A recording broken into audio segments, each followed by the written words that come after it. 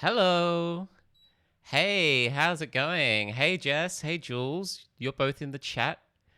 Bright and early. Hello. Good morning. It cannot possibly be morning for you anymore. You had to have been up for at least a few hours by now. But hello. How are you both doing? It is the goodest of mornings. Wow. That's a that's a big call. Good? That's good. What have you been up to today so far?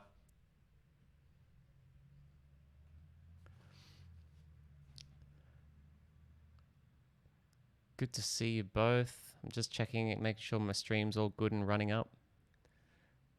Excellent. Let's have a little look at Bird Bath Cam as well. We'll check in on Bird Bath Cam. Numerous games. Fantastic. Well, let's add another one to the list now, shall we? Bird Bath Cam is looking pretty good. I texted Dad a little while ago to go and top up the bird bath for us and give the camera a little wipe. So hopefully we get a bit of a better view on the camera. But it's a lovely 31 degrees in the backyard at the moment, which is beautiful. Was already playing RimWorld earlier. Ah, okay. You got a double fix of RimWorld today then. Sleeping, got out of bed early. Sorry, at midday. That's the opposite of early. Actually, that is kind of early for you still. Playing a video game yourself. 22 here. Yeah, it's about that here too. What have you been playing, Jess? What do you play?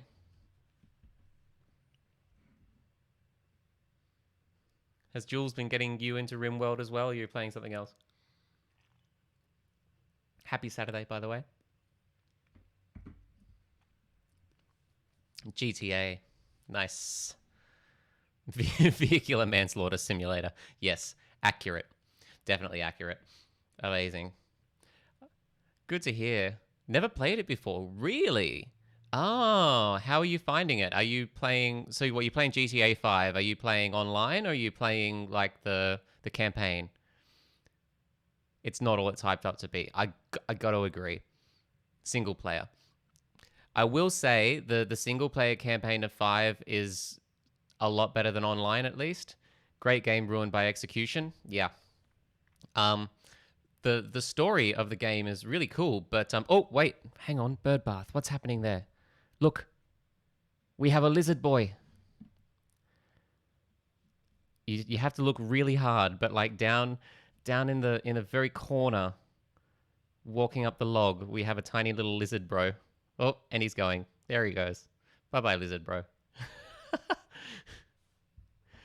Ah, fantastic. So many bugs, even though it's been out for 10 years. I know.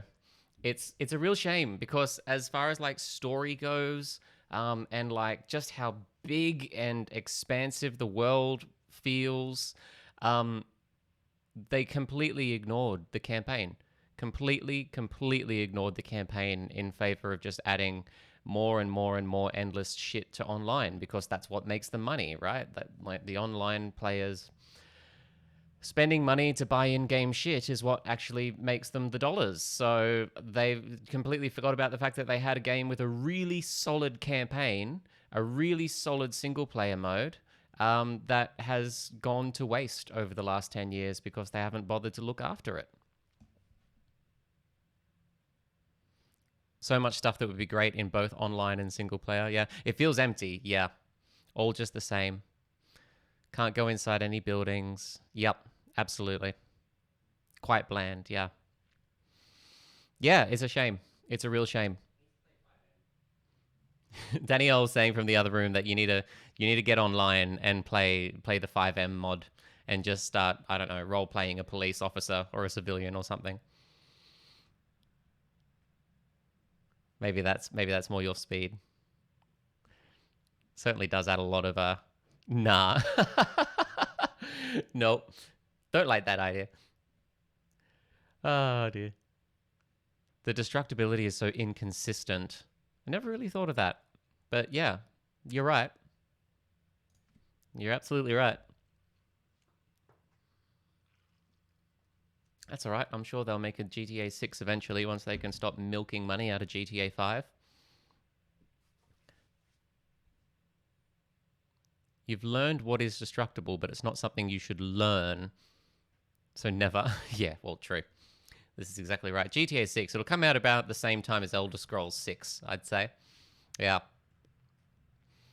I think that'd be about accurate. Oh, dear.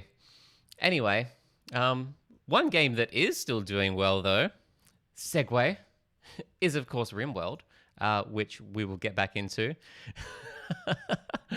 Let's load up our colony and see how we're doing. I have added some mods since yesterday. Some mods that you suggested. In fact, Jules, we have a dog sed, which will let us give prosthetics to our animals, as well as expanded prosthetics. So we should be able to take our bear, our amazing polar bear, who was definitely MVP last stream, and we are going to just make it completely unstoppable.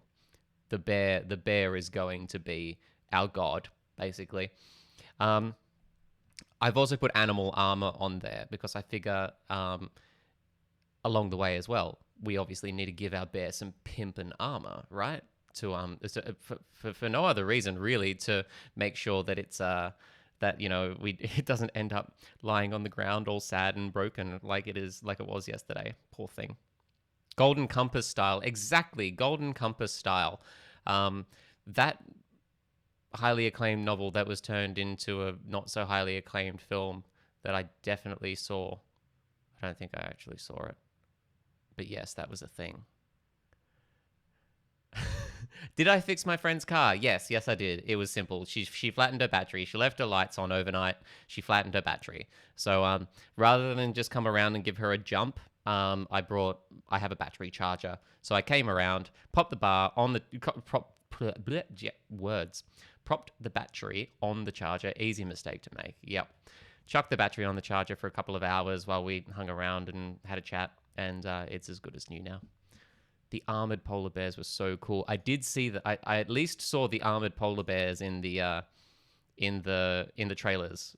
I've definitely seen the polar bears from that movie, and yes, they look fucking badass. And that is 100% the aesthetic that we are going to go for here with our polar bear friend. All right, so where are we? Oh yeah, that's right. We left off in the depths of winter. Our second winter. So we've survived over a year now, hey, which is pretty good. It is a nippy minus 25 degrees outside. The animals are warm and toasty, though, inside their barn because they have a nice little campfire to keep them warm. The animals are actually more comfortable than the humans at this point in time because, we need more heating. The bedrooms are all right. Actually, the bedrooms are great, and that is the most important thing. But the living and working areas are not fantastic. So we'd better do something about that. It's time to pop down a couple more heaters, which means we might need to get Canadian warm. Yes. Yeah, minus 25. A nice Canadian warm. So we'll be... Or a -1 inside. -1 indoors is a Canadian warm, I think. So yeah, we'll try and bring this up a little bit higher than Canadian warm, I think. Let's try and go for, at least maybe like an English warm, perhaps. Yeah, let's go for English warm, I think. And we'll do that by popping a heater in this hallway here for a start. And this has a lot of space here to heat up. I wonder if it would be better to close off this hallway here. I like the open plan. I love having open plan sort of areas throughout the base, combining like these storage racks along the hallway with our crafting room. But there are some drawbacks. It means that it's a larger area I need to air condition. It also means it's, of course, easier to walk through if someone breaks into the base. But you know what? No, let's just leave it for now and see what it does. Let's just pop in a heater and see what that does. And you know what? Let's close this vent to the hospital / research area, and we'll give the hospital / lab their own heater as well. So we'll be just heating this area in its own right, so we won't have to share the heat from the hallway into here, and we'll have our own heater along with the output of the freezer, the cool room, which will hopefully help this along nicely. As for this area here, this is our work area, and it's getting quite chilly. It's really sort of not penetrating, and I wonder if maybe we're losing some heat through the airlock. The polar bear is lying down in the freezer. Yeah. I mean, inside the freezer, it's -10, which is warmer than outside. The freezer, the cool room freezer, is warmer than outside. And you know what? If I were a polar bear, I would probably think -10 is quite comfy. I'd be looking outside and saying, like, what is that, -24? Yeah, no, don't really want to do -24 today. No, no, you know what? It's a nice warm -10 here in the freezer. Let's go in here instead. We're not going to do -24, but -10 is going to be quite nice. So, you know, I really can't blame her. She's just living her best life. Canadian warm is Arctic cold. That's what I'm saying. Yes. um, yeah. So I think we are gonna have to. What happens when these doors close? The thing is, these doors don't close for long enough. We're either gonna need a bigger airlock system here, or we're just going to need more heaters in these rooms. And you know what? I think I'm just going to go for the more heaters. So let's do that. Let's build a second heater. We'll build this one up this end, and it will... yeah, actually, we will build this one up this end, so we have heat coming from this end of the system and this end of the system. And that should be better. How's Theven? Theven is going to consume a simple meal.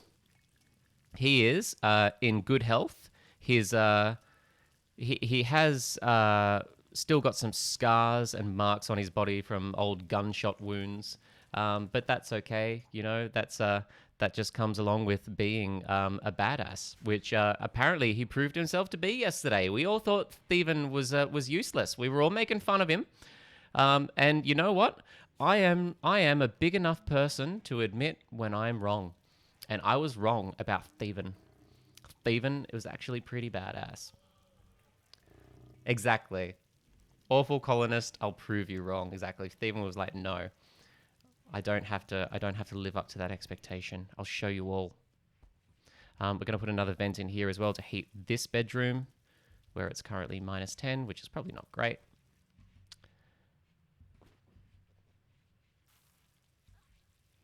We have plenty of food still in the troughs, which is great. Pulling himself up by his bootstraps. Yes, exactly. Pulling himself up by his bootstraps. He's just going above and beyond at work, okay? And he is proving his worth by doing more than his job description, demands of him.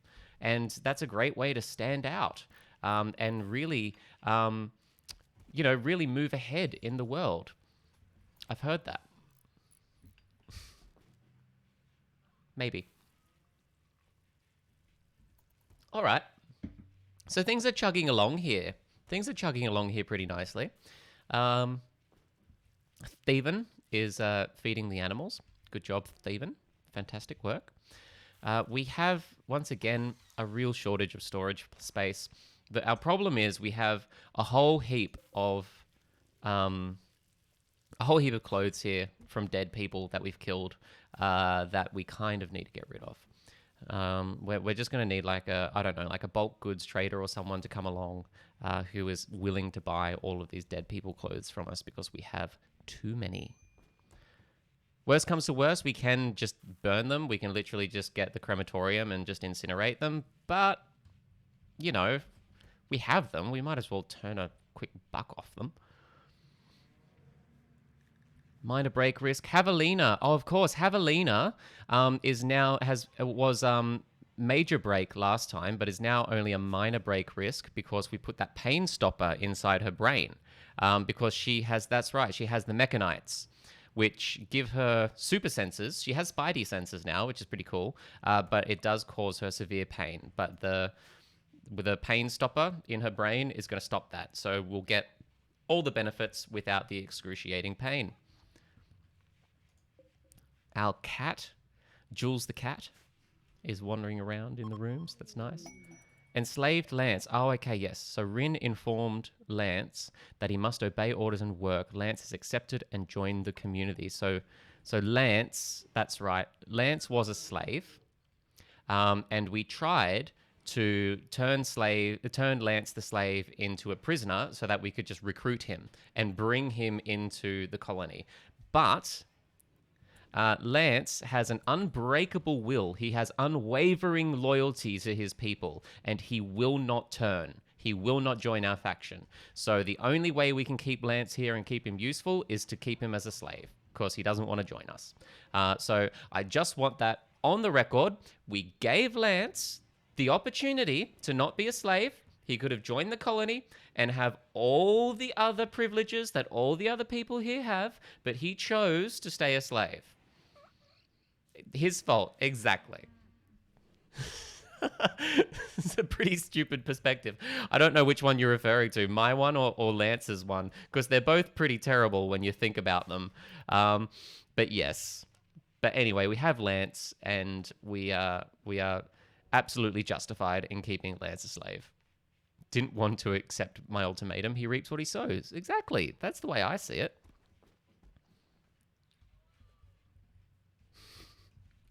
Oh dear. It's all quiet on the Western Front here, really. What can we sort of do? Actually, that's a good idea. Let's fix everyone's scheduling up a little bit. Oh, that's not what we want. Let's get everyone on the same schedule for the time being, just so we can sort of make sure that everyone's getting enough recreation in, and that when they're not recreating, they're working, okay? This time of forced recreation is handy. Those two. So this is. Hang on, I'll talk you through this. So at the moment we have like 8 hours of sleep overnight, which is more than enough for them to fill up. We have this yellow in the middle here, which is the work day, and then we have 2 hours of recreation either side of that to keep everyone's mood up. That is a very, very basic. A very, very, very basic schedule. You can go way more in depth with that to try and min-max it. There are some fantastic videos on YouTube about how you can do that, especially if you have like colonists who are... But are they like me where they'll take 2 hours to fall asleep? This is true. Maybe you do have a colonist who takes hours to fall asleep, so you need to schedule around them. Exactly. You can have colonists who are night owls, and they don't like being awake in the day, and they prefer to work at night, so you can schedule them onto a night shift instead. Sometimes as well, look, like at the end of the day, sometimes you just have two colonists who hate one another. Yeah? And so what you don't want is them spending all their time around one another, because they'll end up fighting. So if you have two colonists who really hate one another, you can put them on opposite schedules. Put one of them on a day shift, one of them on a night shift, and they can never have to see one another. Night owls are very useful. Yeah, absolutely. I should check to see if any of these guys are night owls. I don't think they are, though. But you're right. They're very, very useful. They're good for keeping watch. They're good for just keeping operations going as well. They're good for doing basic stuff like cleaning, rather than cleaning throughout the day only for it to get messy again. If you have a night owl who's a cleaner who can just come through and clean the whole place up, then that works wonders. So there's definitely tending to patients. Yep. There's lots of really handy things you can do with a good old night owl. All right, while we're going as well, let's check everyone's probably why they exist IRL. Yeah, I'm sure they're probably... Oh, hello, we have a burb. We have an apostle bird. We have 2 apostle birds. We have 3 apostle birds. Hello, apostle birds. There they are. Oh, and there's a 4th one. They're all coming in. Oh, God, it's apostle. It's apostle central. Thank you. Thank you, Jules, for bringing up the chat. So many apostle birds. Let's throw this one up too. Just one more for exotic bird bingo. Oh yeah, fantastic. Apostle birds. Add that to the list. We have apostle birds for the day. So that's 1 bird for the day.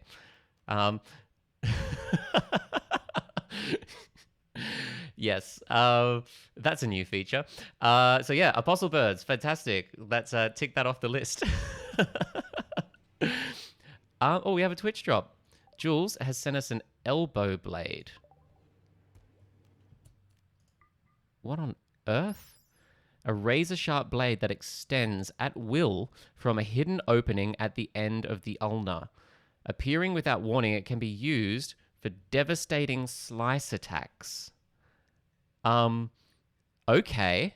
Shit. So when you want, you can just go shing and take out a blade and just kill someone with an elbow blade. Fuck yeah, why not? You know what? I feel like Ne, who is our melee specialist, could absolutely get in on that action. Gives range soldiers melee capabilities. Oh, that's true as well. Yes. Yeah, we could definitely use that to give our ranged people a backup. There is a mod that I used to play with a lot called Simple Sidearms. Simple Sidearms is brilliant. It let you, just equip sidearms, right? So if you have a gun, you could keep like a knife as a sidearm for melee attack. Or if you had like a long range rifle, you could equip a pistol as your sidearm for closer range stuff. But it's not very reliable. It's very buggy. It causes people to forget what they're carrying and to, and to use the wrong things at the wrong time. It's a great mod in principle. Oh, hello, Apostle Bird. They're back there on the cam. It's a great mod in principle, but thank you. It's a great mod in principle, but it's just it doesn't work. It just doesn't work in reality. It could be mostly solved by bayonets. Now, there's a thought. I'm sure someone's made a bayonet mod. One of those expanded combat mods or something has got to have, like, bayonet rifles. That would be very cool. Or, just having an elbow blade. Same thing, right? It's just what is an elbow blade if not a bayonet for your arm, right? Oh, hello. Roy's Parrot Club. Hello, Roy's Parrot Club. Welcome to Burb Cam. If you enjoy parrots, boy, have we got some excellent viewing in store for you. Hello. Welcome. Welcome along. Thanks for jumping in. Good to see you. I love the emojis. That's very cool. Who knows? We may see some parrots here today on Burb Cam. We might see a couple of rosellas. We might see a couple of Mallee ringneck parrots. The Mallee ringnecks are nice. Very, very pretty birds. So yeah, galahs, of course, galahs. Yeah. Welcome.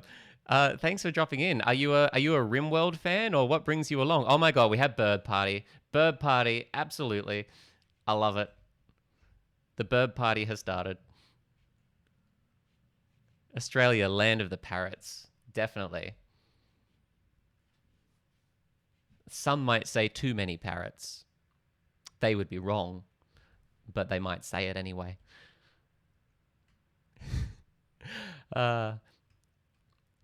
It is that time of day where the sunlight is just sort of glinting off the bird bath in a bit of an annoying angle, but that's all right. We'll put up with that. It's worth it to see the birds.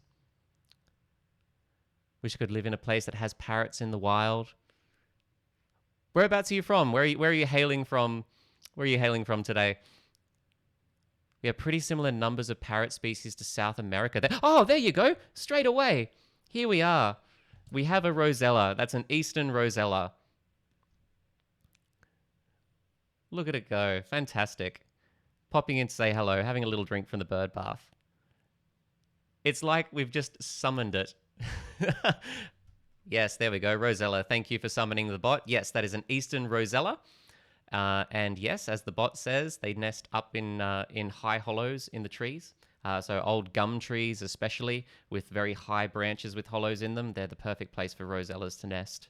And off they go. They're beautiful. I love rosellas. They're just the most amazing rainbow-colored parrots. Look at that. With Roy's Parrot Club, you've arrived into the chat, and straight away we have rosellas turning up. So I don't know. You must be a good bird omen.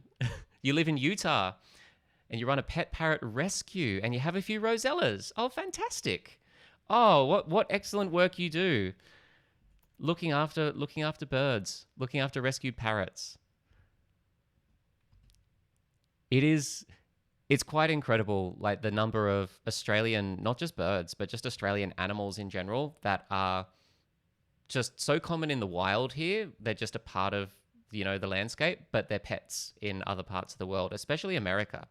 Like America, um, you know, people have like bearded dragons and stuff like that. People have like sugar gliders. In fact, some strange people have sugar gliders, which I don't think is very kind. But it's like so normal. And here they're just like, well, like I have bearded dragons in my backyard.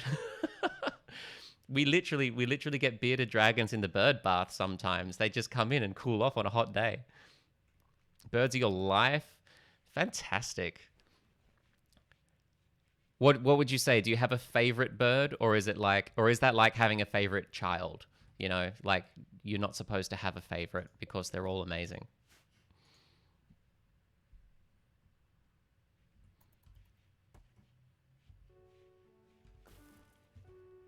Grief is having a little play on the piano, which is nice.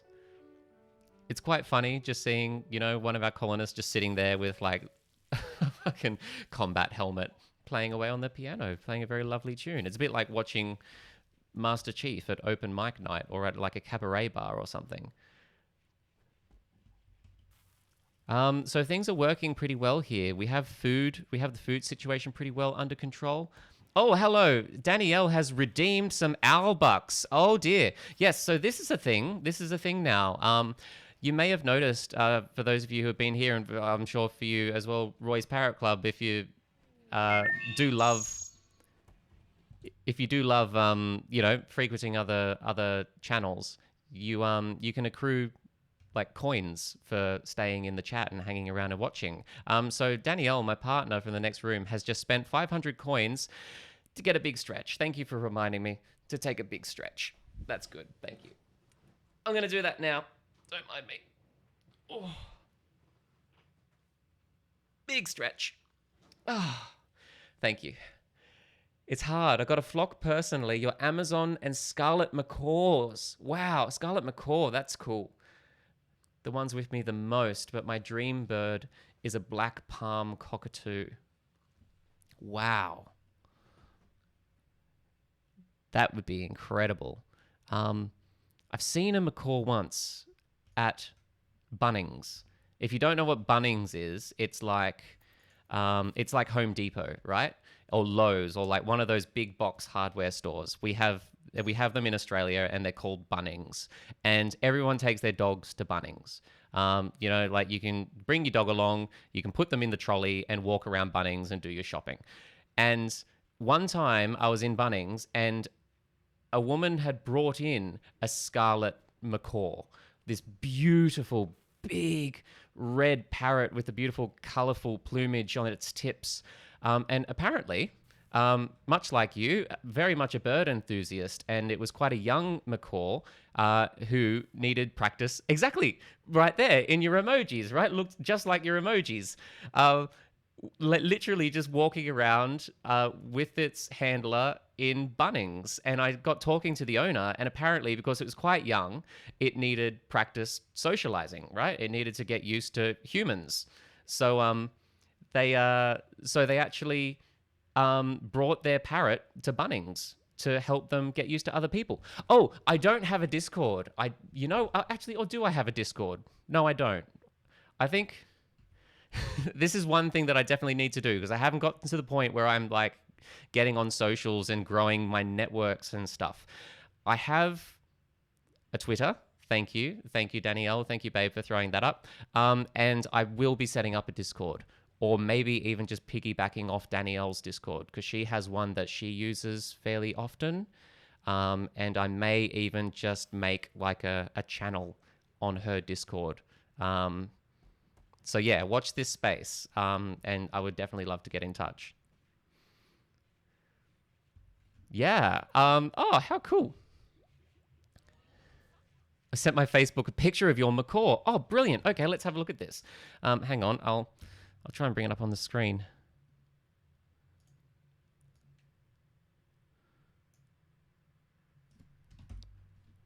Okay, I'll open my Facebook, and if I go Here, display capture. Aha, here we go. I can just show my desktop. And it's going to take ages to load because I'm doing this while I'm streaming. Now I should have a chat request here. Oh, speaking of birds, here's my magpies. I used to have some magpies. When I was living up on the North Shore, I used to feed my magpies, and they were very lucky. They got a little bit of leftover Christmas ham as a treat. Magpies usually can't eat anything too salty like that, but just once, it was Christmas. They got a special treat. Facebook is going to take its sweet time. Here we go. Open Messenger.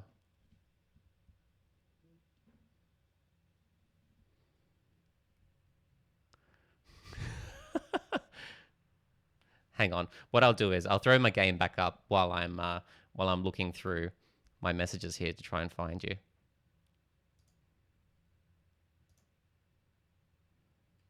Cause wow, this is Australian internet, by the way.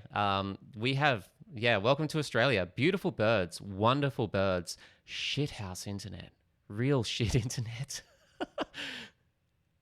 Here we are. Message requests. Oh yeah, Danielle is also telling me I need to be careful about doxing. That is so true. Okay, I will open this in a new tab when I find the picture of the burb. This is me just fancy free. Just going around on Facebook doing my stuff. Showing off my entire persona on the internet like it's 2006.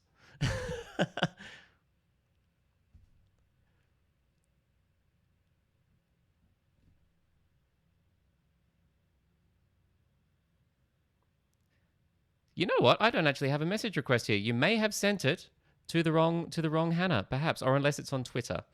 Let me see. No. Okay, if you send me a DM on Twitter, that's probably the best way to do it. My Twitter's on there if you have it. Otherwise, if you just send me a link as well, I can do that too.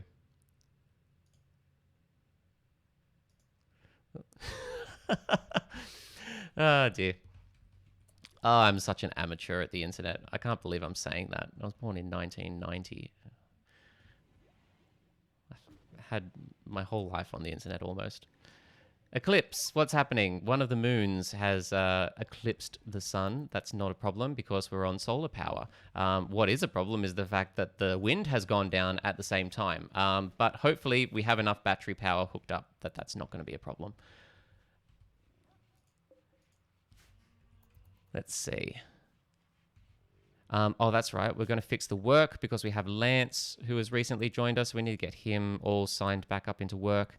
Lance is apparently good at childcare, which is good because we can now actually do that. We can now actually start getting our colonists pregnant, which would be pretty cool. Oh, that's right. And Lance is our crafter as well, which we love. So we're going to have Lance doing all of that stuff. Eclipses typically disturb the weather. There you go. I imagine that would be the case, especially like a long one, right? If you had an eclipse that lasted like hours and hours, that would affect like the thermal cycles and air patterns and stuff, words. Where's Steve when you need him? Steve hasn't joined the chat today. He's a meteorologist. He probably knows this. I don't know. Maybe they don't teach you that in... There we go. Large swathes of the planet being shaded causes cooling, and then warm air rushes in. Yeah. I wonder if Steve has to deal with eclipse management as a meteorologist. Probably not. I'm gonna guess not. Okay, so everyone is at work. Hunting. I feel like we could maybe set some more people to hunting now. Because even though there aren't any animals really to hunt, except for these dudes, what are you? A yak. It is a yak. Okay, we have yak out here, which is pretty cool. I don't think a yak will appreciate being hunted, though. I feel like they'll probably fight back if we try and shoot a yak. Don't shoot a yak because they might fight back. That's what I always say. But we do have a fishing spot. Good pack animals. True. We have a fishing spot, and I think if you have someone set to hunting and they have no animals to hunt, then they will default to fishing in the fishing spot instead. And this is basically how we're going to get our meat throughout the winter with a fishing mod. Otherwise, we'll be going full vegetarian or eating our kibble, which is, of course, made from human meat. All of them might fight back. Yes, this is true. I don't need any more pack animals. I have some bison and some buffalo on the go, which I think is more than enough. I have an alpaca as well, which would be, good for, as you say, like not like a pack animal, but like a pack animal for like carrying stuff. Lance is trying to convert the rest of the colony to his religion, which I don't appreciate, Lance. Lance, you probably belong to some Wookiee religion that none of us are interested in. Is that racist? Is that racist to make an assumption that just because Lance is like a Wookiee dog boy that he follows a Wookiee dog religion? I don't know. Racism probably works differently on RimWorld. Who knows? But what I do know is that we have our own religion here. We even have our own special little altar hidden away. And we're quite happy with that religion, except for Steve, who is not happy with our religion. He is ever so subtly trying to push me to turn it into a cannibal religion. Hence, he is using all of his Rim Connect bucks to send me wave after wave of human meat. But apart from that, we're happy with our religion. Okay. Oh, there really is not much to do in winter. Hey, I feel like so long as someone's working on research, actually, let's get some research done over the winter. There's no construction happening. And so long as no one needs tending to as a doctor, I really think we should have Javelina smoking a fat blunt. Yes. You know what? I was going to say, Javelina, that you should be going to research so that we have lots of new fun things to play with in the spring. But no, smoking a fat blunt is definitely the better option. You're so right. That is so valid. Seal off those little gaps. Yeah, that's true. Fortification is probably a good idea. Hey, yeah, just closing the little gaps in the mountainside so that we can funnel any raiders through a specific area where we can just broadside them from the barricades. Yep. Good plan. Let's do that. What do we got to do that? We have a shitload of marble. Marble is terrible for fortifications. But it's better than nothing, and we have a heap of it. And if we're only using it to funnel people away from that area, then they probably won't try and destroy them too much. So, sure, we're going to do it. Or else, what else we got? Yeah, see, we have marble for days. We also have limestone and sandstone. Limestone's quite good. No, I think we'll start with, as long as it's not sealed, they'll go around. Right. Yeah, as long as it's not sealed completely, they'll try and take another path in. All right, we're going to do that. Let's throw up a marble wall then. Now let's see. They sort of, I think if we just seal all of this off, all of this area here off, so that they have to come around through this way, and that way they will come towards the barricade. So anyone who attacks from the north will have to come around because they can't get through the water because we have a really handy little rock there, which is great. We'll have to force them around and we can broadside them from the barricades. So let's start with that. So we'll start. We're going to just conveniently forget that this ancient danger is here. We're just going to pretend that doesn't exist because that is not our problem. Not our problem. Let's put you there. It's always annoying when something doesn't line up perfectly. Actually, that lines up all right, so we'll do that. We'll do that. And then we'll just kind of like do that or that. That'd be kind of cool. Oh, hello. Bird bath. Burb cam. What do we got? We have an apostle bird. having a fight and throwing sunlight all over us. But I'm sure there was a noisy miner in there as well. I think there was a noisy miner on the camera too before that apostle bird came in and kicked them out. Yes, thank you for the burb notification. Look at that. There was literally a noisy miner there, about to have a little drink, about to have a little bath, just minding its own business, and then in come the apostle birds. They're just like yeeting them out. Apostle!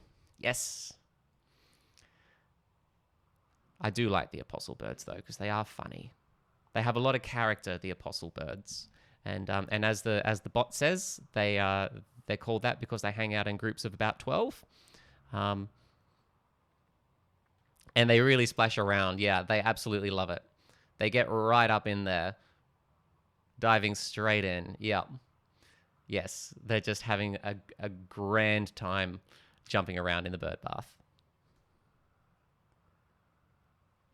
And they will come right up onto the deck as well on the house. They'll come right up onto the veranda. You can feed them literally up on the veranda, and they'll pester you if you don't feed them. So yeah, that's our apostle birds. We do love them. We love them. Okay, so from the north, I think that is a really simple way to get things started. Are they like the Kias in New Zealand? They are kind of like the Kia, I suppose. Yeah. I love the Kia. They're brilliant. The Kia are just like so big and bozo-ish though. Like they really just like do not give a fuck. They so don't give a fuck. Oh, hello. Here's something we weren't expecting on Burb Cam.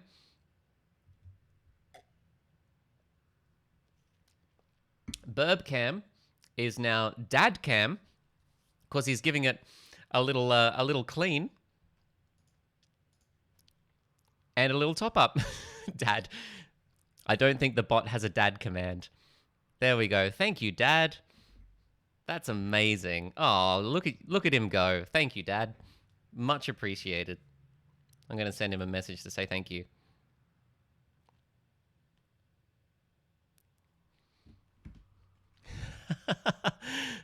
All right. 10 out of 10. That's looking much better. The water's nice and fresh now. They're going to love that. We're going to get so many birds now. Just you watch. Just you watch.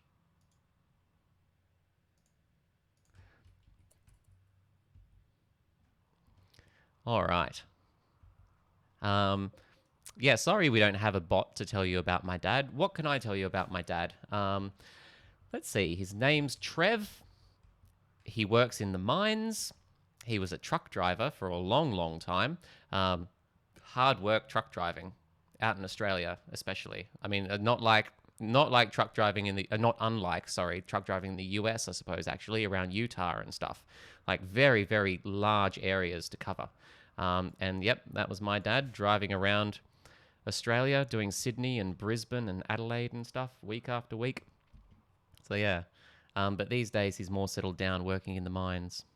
Oh, Danielle sent me a really great suggestion. Because another thing that we can do with our owl bucks, by the way, is the currency you can use to make me do things on the stream.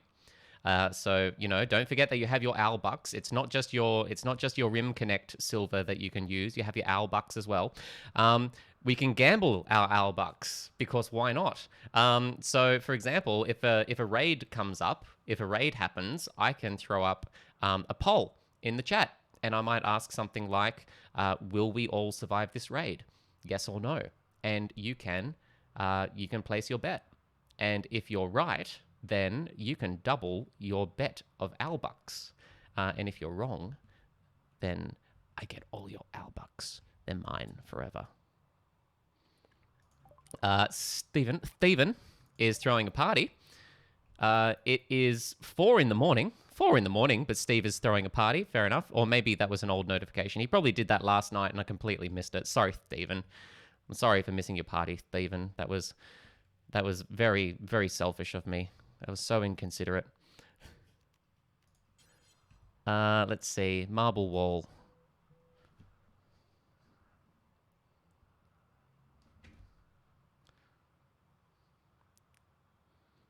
Dad's just messaged me back. Oh God! Speaking of raids, we're being attacked by a manhunter pack. What is going on here? We are being attacked. What are we being attacked by? A pack of man-hunting squirrels. Oh my God! Good Lord, that's a lot of squirrels. That is altogether too many squirrels. That is literally a dozen squirrels. Okay. This might be a good time to start a prediction. Let's do it.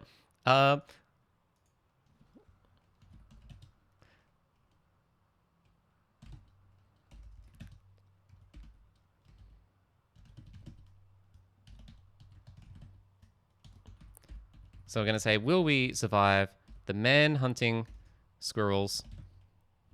Oh, no, okay. I don't get a lot of words to work with this. Will anyone die to the man-hunting squirrels? That is 44 out of 45 characters. Okay. Will anyone die to the man-hunting squirrels? Outcome 1 will be yes. Outcome 1 is no. Actually, and we're going to change this as well. We're going to say yes, probably, Stephen, or no, we have a bear. For fuck's sake. Fantastic. We're going to run this for 30 seconds and start the prediction now. All right, in the chat. There we go. Confirm prediction. Got it. Will anyone die to the manhunt? This name is not compliant with our content guidelines, okay? Apparently they don't like using the word die in here. Will anyone fall to the man-hunting squirrels? My God, Twitch. Will anyone fall to the man-hunting squirrels? Okay, let's try that. Okay, no, maybe they don't like man-hunting. Will anyone fall to the squirrels? Let's start that. Start prediction. Got it. This name is not compliant. Twitch, what the fuck?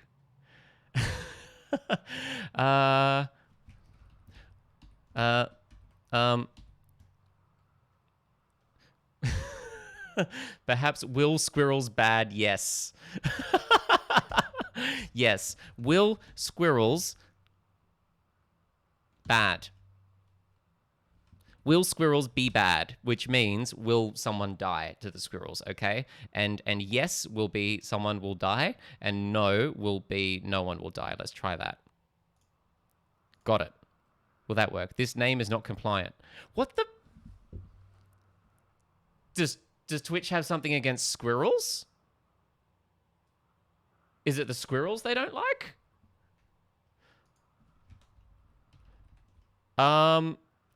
Maybe it's bad. Maybe they don't like bad. Will squirrels be okay? Start prediction. No.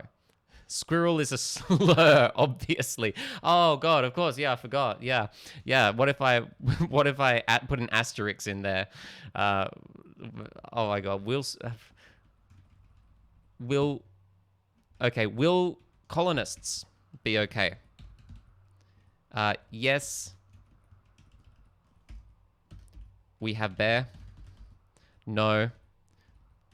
We have Stephen. Let's try that. Will colonists be okay? Start prediction. There we go.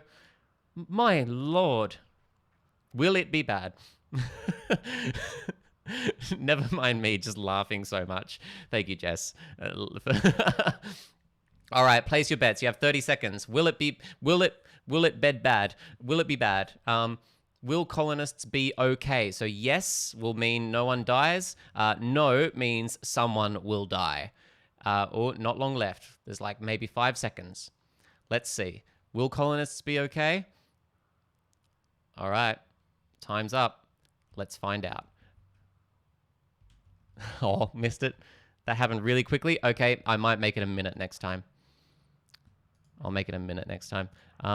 We are going to fight the hunting squirrels. I know that I can stay inside and just kind of hide from them, but that's the coward's way out. And I'm no coward. So instead, we are just going to draft everyone, and we're going to fight the squirrels. We're going to fight the goddamn squirrels. Maybe we should draft Lance as well, actually. Let's just get them all here inside first. Is it too late to change your bet? 1, 2, 3, 4, 5, 6 people and a Wookiee against a bunch of squirrels. How do you think it's going to turn out, Jules? I would love to hear. Lance, you are going to be allowed a gun. You're hoping for safe cowardice. Maulings are fine so long as no one dies. So long as no one dies, you will still win the poll. Okay.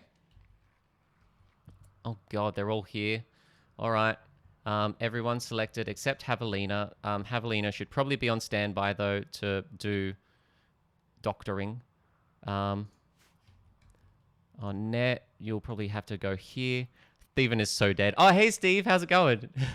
Steven is so dead. Pack of squirrels can strip a polar bear to the bones in 30 seconds flat. Oh, God. Let's see. Steven, let's get you over here nice and close where you can get some shots off with the shotty. Okay. Lance, let's get you sort of out there too. Steven will be successful, says Jess. Also, hello. Hello. We are definitely breaking down our fences, which is not ideal, but what are you going to do? The dog is out here as well. The dog is following us, of course. The dog is now drafted. The bear is not following us. Oh, because it doesn't have a master, and the dog does. Yes, the dog has a master, but the bear doesn't. Who's a good handler? Grief is a good handler. Grief, you get to be the bear handler. Boom. You're at a kids' party for 4 hours today. It was mammoth. However, you were given beer, so win. I'll drink to that, my friend. I'll drink to that. So far, we're doing pretty well. Most of the squirrels have fallen. All in all, not bad. Hey, we survived the squirrel attack. No one was even mauled. Oh, ye of little faith, Jules. No maulings whatsoever. We are scot-free. Let's see. Have these squirrels here.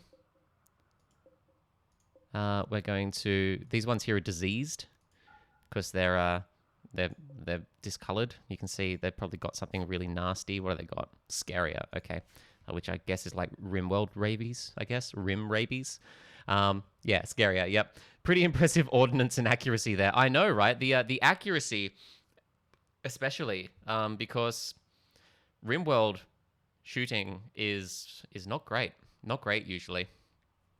Essentially rabies, yeah. So we're going to forbid them so they don't accidentally end up in anyone's food, or so they don't, end up in anywhere basically in the food chain, because that would be bad times for everyone involved. But the healthy ones, they're fine. Everyone did well there. Congratulations. Thank you for that. Lance, good job. Though it is, of course, time for you to drop your gun, because we can't have slaves carrying guns all the time. That would obviously be a bad time. Once you're done feeding the sick pig, perhaps you can take that revolver back. Thank you. Your tribute has been pulling his weight. Accuracy of a spud gun, damage of a champagne cork. Yes. Yeah. Look, I gotta say, I gotta hand it to Steven. Steven has really been pulling his weight. He's been doing really well. I'm quite impressed with his work thus far. Yeah. Who would have thought? Who would have thought? All right. What else is happening here? The guinea pig's walking around. Jules, the guinea pig, is walking around. Oh, hang on. My dad has sent me a video. Oh my god. Dad said there was a fucking big lizard here today. The birds were going nuts. When I saw him, I thought that's a dinosaur. He climbed the biggest gum tree and spent an hour in the hollow before he climbed down again. Also, I think I saw a dunnart early this morning. Oh wow, a dunnart. That's like a little tiny marsupial thingy. That would be rare. Oh, okay. He sent me a potato video of this lizard. I was going to hold it up to the camera, but I don't think that would even do anything. No. It's about 3 pixels. I can describe it to you though. We need to complete the prediction. Yes, this is true. Let's do that now. But yeah, it looks like we had a goanna in the backyard earlier today. Apparently, that's a thing that happens at our house. We definitely had a goanna visit, so that's always good fun. Complete the prediction. Okay.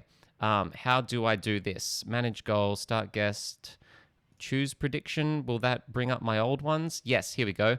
Will colonists be okay? So one person betted 1,000 Owlbucks. Jules bet 1,000 Owlbucks on yes, we have bear. And Jules, you are correct. Yes, we were okay. Congratulations. You have doubled your Owlbucks. Well done. 10 out of 10.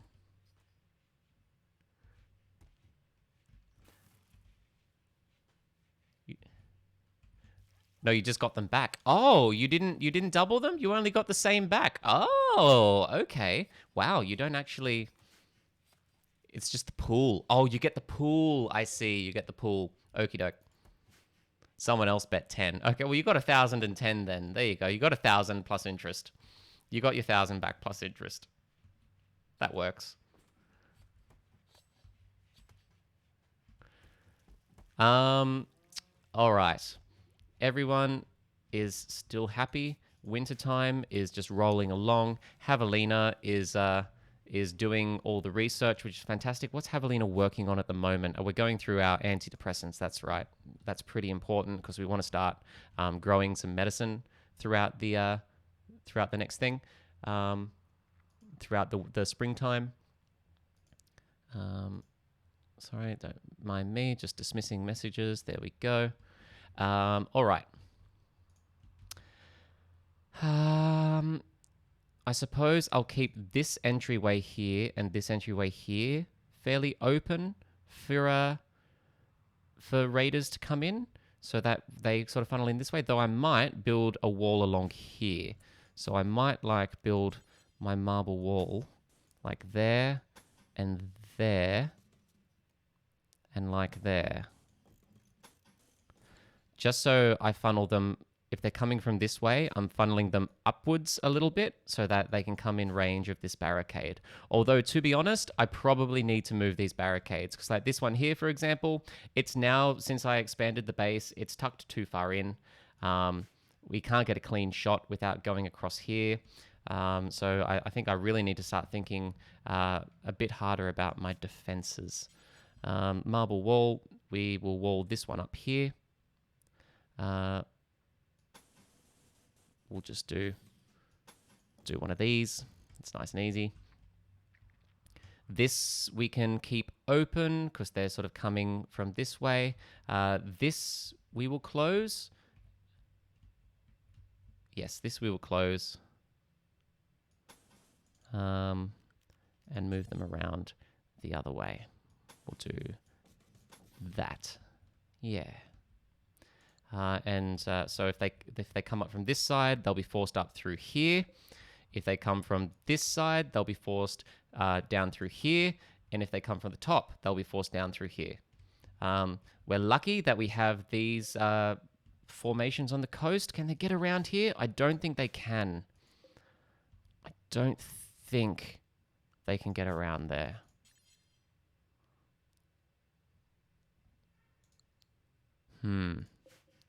Let's see. If I just get someone and draft them and try and walk them there, they can walk there, they can walk there, but they can't walk there, which means that they probably can't cross it. So it's probably fine. Having said that, I'm going to put a wall there anyway, just to be safe. Oh, and there's also this here. We need to plug this up. Or do we? No, we don't. There's some deep water there. Interesting. Near this old ancient turret. Sure, why not? Let's do that. All good. We're doing well. We're doing it.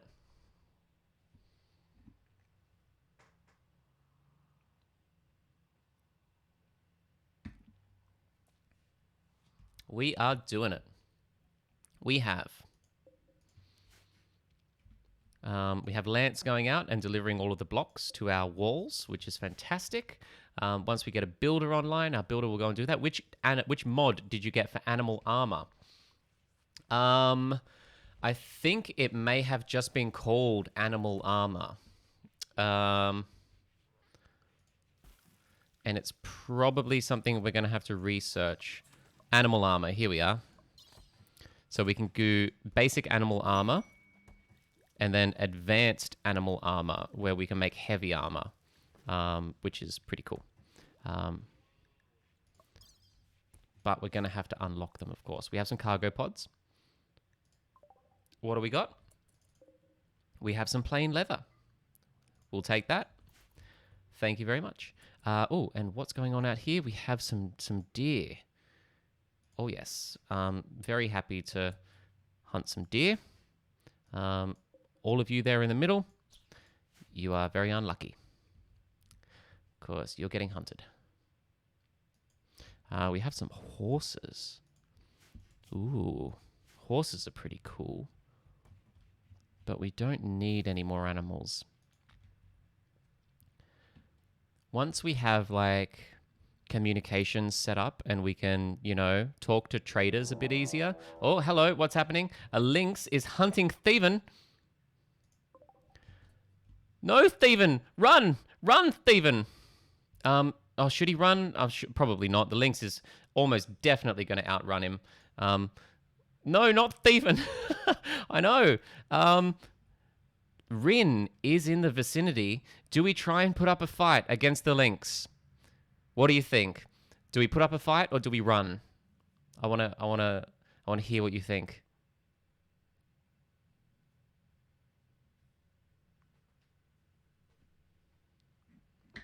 With an assault rifle, definitely. Okay, Rin's got the assault rifle. Steven is rocking the rumpy pumpy. So yes, you know what? We're gonna do it. We're gonna YOLO this. Let's do it. Get to open ground and you're fine. All right, fantastic. What we're going to do is we're going to get Rin set up just here. You should be able to get somewhere nearish by in that time. Okay. And what we're going to do is we're going to coax the lynx around the corner. And once the lynx is in the open, Rin will just open up on them. Steven, what you need to do is just basically run. You basically just need to run. And then Rin will open up on the lynx when it comes around the corner. Once we slow down the lynx, we'll stop Steven as well and turn him around, and then he can start firing as well. That's the plan. That's the plan in all its glory. It's flawless. It's definitely going to work. Rin, open fire. I ran so far away, exactly. I ran so far away. That worked extremely well. I didn't even have a chance to even finish that line. Good job, everyone. Fantastic work. You've just completely outdone yourselves today. Grief was in the area too. Grief could have come along and helped out as well, but didn't need to in the end. We didn't need Grief's help. Thievin is going to haul this lynx back home. We're going to make a nice lynx hat or something, a nice lynx fur hat out of that. I think that'll be good. I think that'll be very premium. And all in all, Thievin ran. He ran all night and day, and he got away. Exactly. Did Thievin win again? Well, look, that's debatable. Thievin did an excellent job of being bait. Thievin was fantastic bait. A+ bait. He was strategic. A strategic Steven. A strategic Steven. That's what this is. That's the name of the VOD episode right there. Strategic Steven. Yes, without Steven, then we never would have been able to open up on the on the links with the assault rifle. So yes, you're right. Wow, our workspace, our whole living area is just so dirty. Dirty. So dirty. We need to fix that. Hello, a shaman merchant from the kinship of Karga. And they'll hang around for a little while. Okay, fair enough. I look forward to meeting you. Maybe we can sell you some of our dead people clothes. But before that, we need to really clean this place up. God damn. Let's see. Steven, rather than hauling, I feel like we can take some people off hauling or pull them back from hauling until cleaning is done. And we'll do the same with Lance. Lance, only do your secondary work once the cleaning is done. So Lance and Steven, you're going to be our cleaners, and we want you cleaning before you do any other work. Because that is priority number one, is keeping this place spick and span so that everyone stays happy. And so our important areas like food and hospital stays clean and hygienic. Where are these traders? Here are the traders coming into town. Let's get Rin out to say hello. Rin is going to bed. No, you're not. You're gonna go and trade with Caillou. Fair enough. Wow. So if you're ever wondering what Caillou did when he grew up, he became a shaman trader on the Outer Rim. There you go. That's canon right there.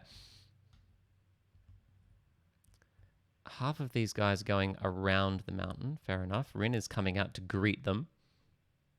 Hail, travelers. Welcome. What can I interest you in today? Would we like to buy a caribou from Caillou? Probably not. Do we want to buy some dromedaries? No. Not what you would call a tundra animal. Traditionally, not a tundra animal. How you even got two dromedaries up this far north, I don't know. I'm impressed, honestly. But no, we won't be buying a dromedary from you today.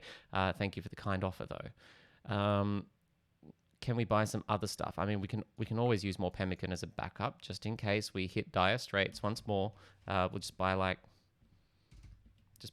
much have we got? We got 25 at the moment. We'll buy 75 from them because it's cheap.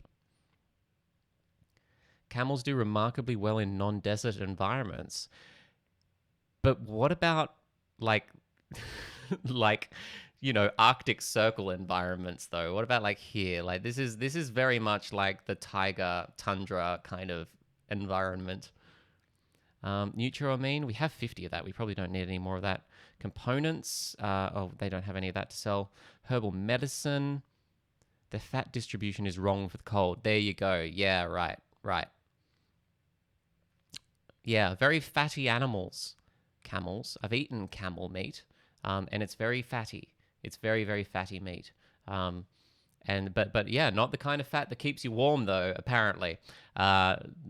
So probably won't do too well here. Most desert animals are tiny, thin, and mostly sedentary. There you go. That's today's fun fact from Jules. Thank you. Let's see. Can we buy anything else? A psychic soothe pulsar? Nah, it's fine. A shock lance. It's kind of cool. Psychic insanity lance. We don't have any psi users yet. I feel like we should probably make a move on that at some point. For the time being, they don't want to buy any of our old dead people clothes, which is a little disappointing. Like, come on. You need clothes. Everyone needs clothes. The fact that it came from a dead person shouldn't matter, honestly. Like, you need to take what you can get out here on the rim, especially when it's so cold. That's fine. We're just going to buy some food off them. That will do. Oh, can we sell them? We can sell them maybe our spare muffalo. Yeah, okay. We'll sell them our third muffalo.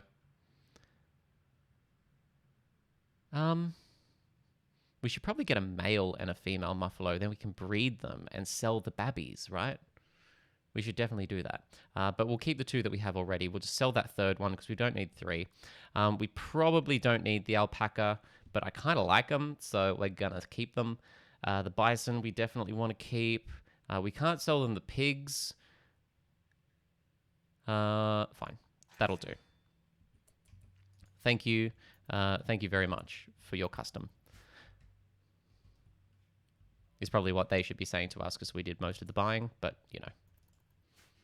Rin is going to cart all of that stuff home. Oh, a noisy miner just ducked into the bird bath there. Very quickly. If it comes back, we'll have to have a look. We'll have to have a look at burb cam.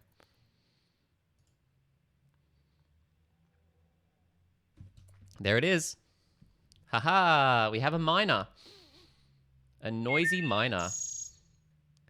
We have burb alert. Well, it's ducked off again. Will it come back? It is a noisy miner, yes. Not to be confused with the common miner, which are all over Sydney. Common miners are more common, there you go, as the name suggests, than the native noisy miners here in Sydney, almost. But the noisy miners, that's all we get out in Trundle. There's no common miners out there, none that I've seen anyway. It's just these beautiful little guys. And this one is very noisy. Look at him. He screams so much. He wake up, he must scream. We have tons of noisy miners, Maggies, and lorikeets in your backyard. Oh, amazing. Do love a lorikeet. I do love a lorikeet, definitely. You're very lucky. You get the noisy miners. Fantastic. Looks like he's gone away. He's not going to come back. Oh, there you go. Well, there you go. We have a noisy miner. That is the first noisy miner we've seen today, so we'll throw this one up. Just one more for exotic bird bingo. We have a noisy miner. Oh, thank you, Steve. We have a random item poll up. All right. A random item / obsession poll, which could be interesting. All right. Let's see how that goes. We'll keep everything running. Everyone's gone to bed now, except for Rin, who is carting everything to storage and then going to bed. It's minus 19 degrees outside, but inside it's quite toasty now. Actually, there you go. So those extra heaters we put in made all the difference. It's now 20 degrees indoors, which is very comfortable. Lovely.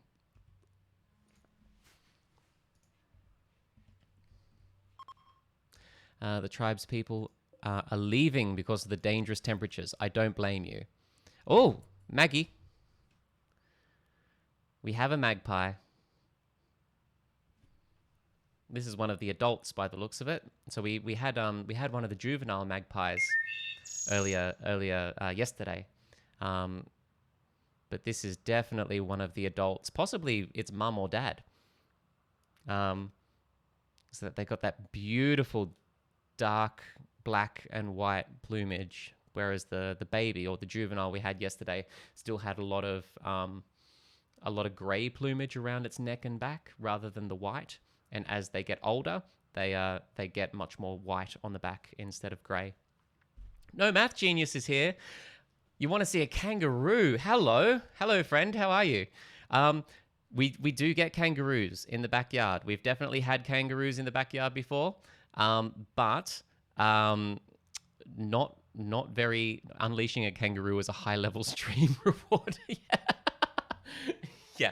Yes. If all of you pull your owl bucks and pay a million owl bucks, we will unleash a kangaroo on Burbcam. There you go.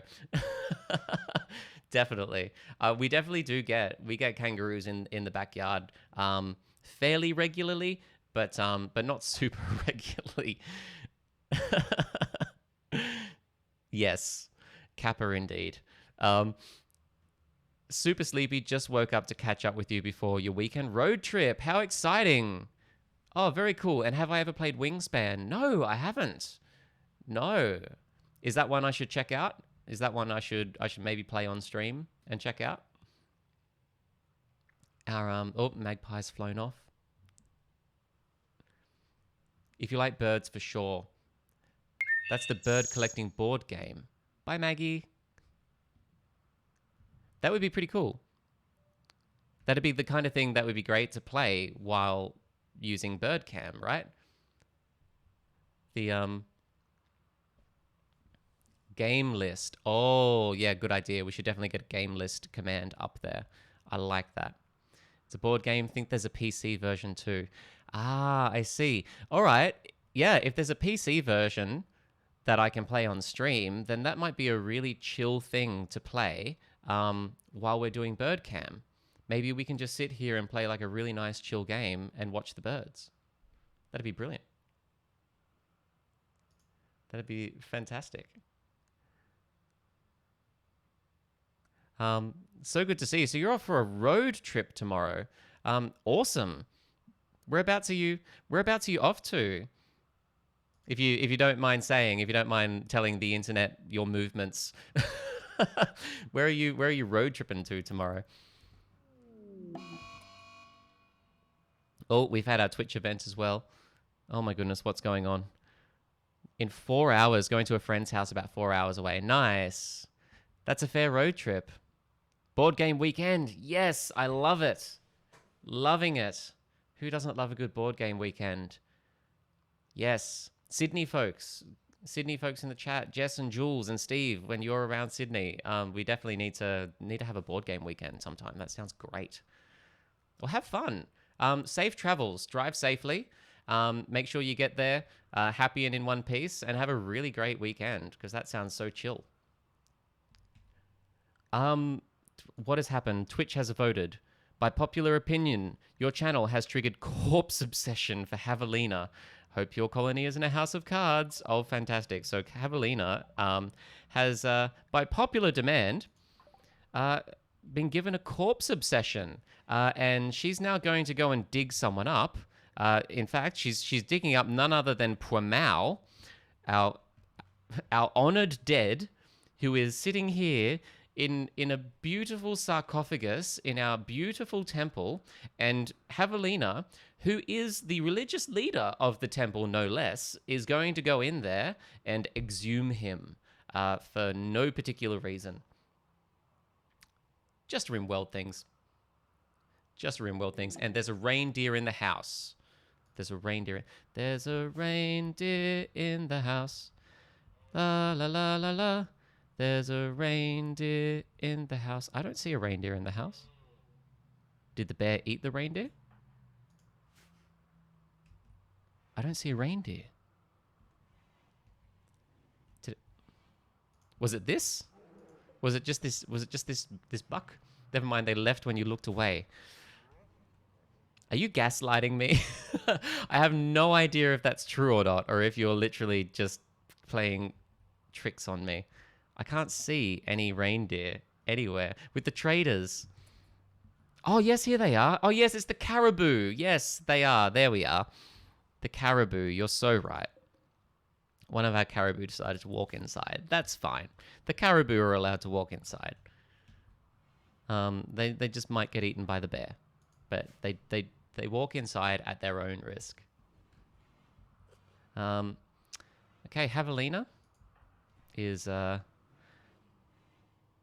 about to drop Pwamau just right down on the table. Thank you for sharing. That was very generous of you.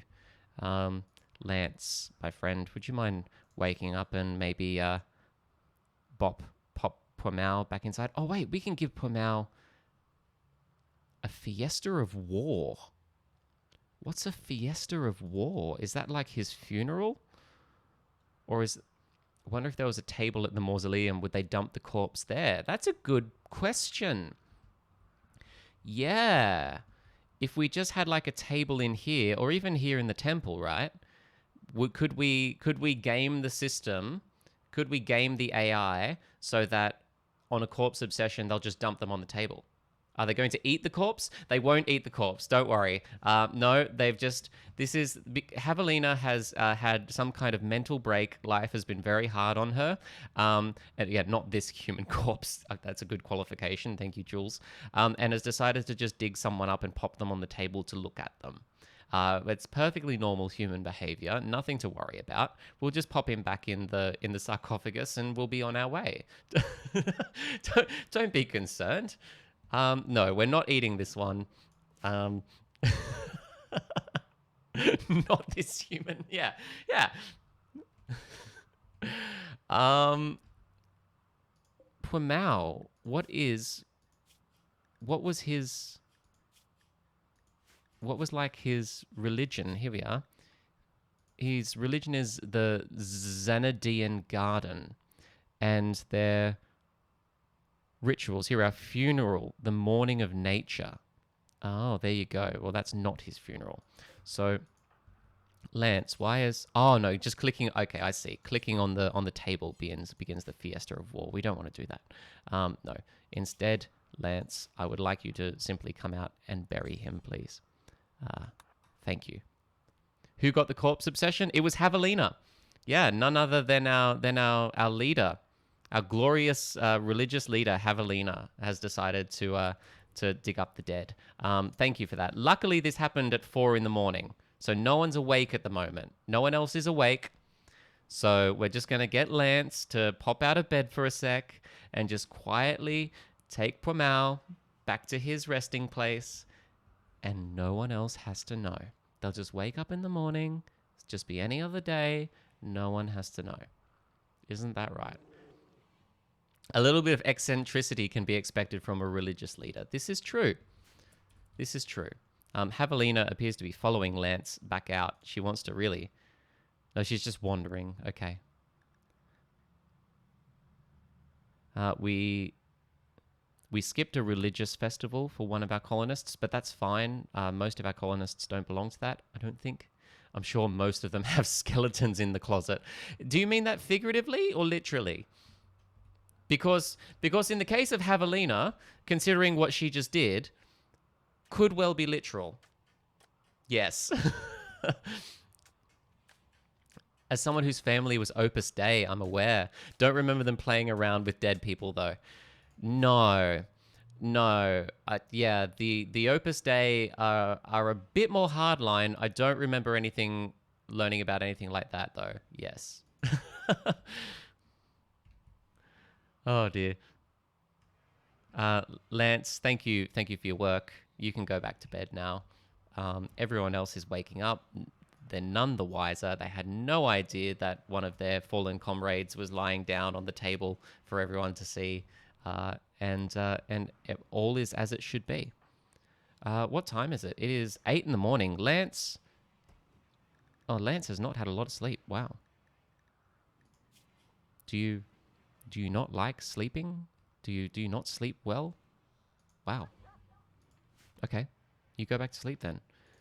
Stephen, you're nearly awake. Christians, at least figuratively, eat Jesus. Well, that is true.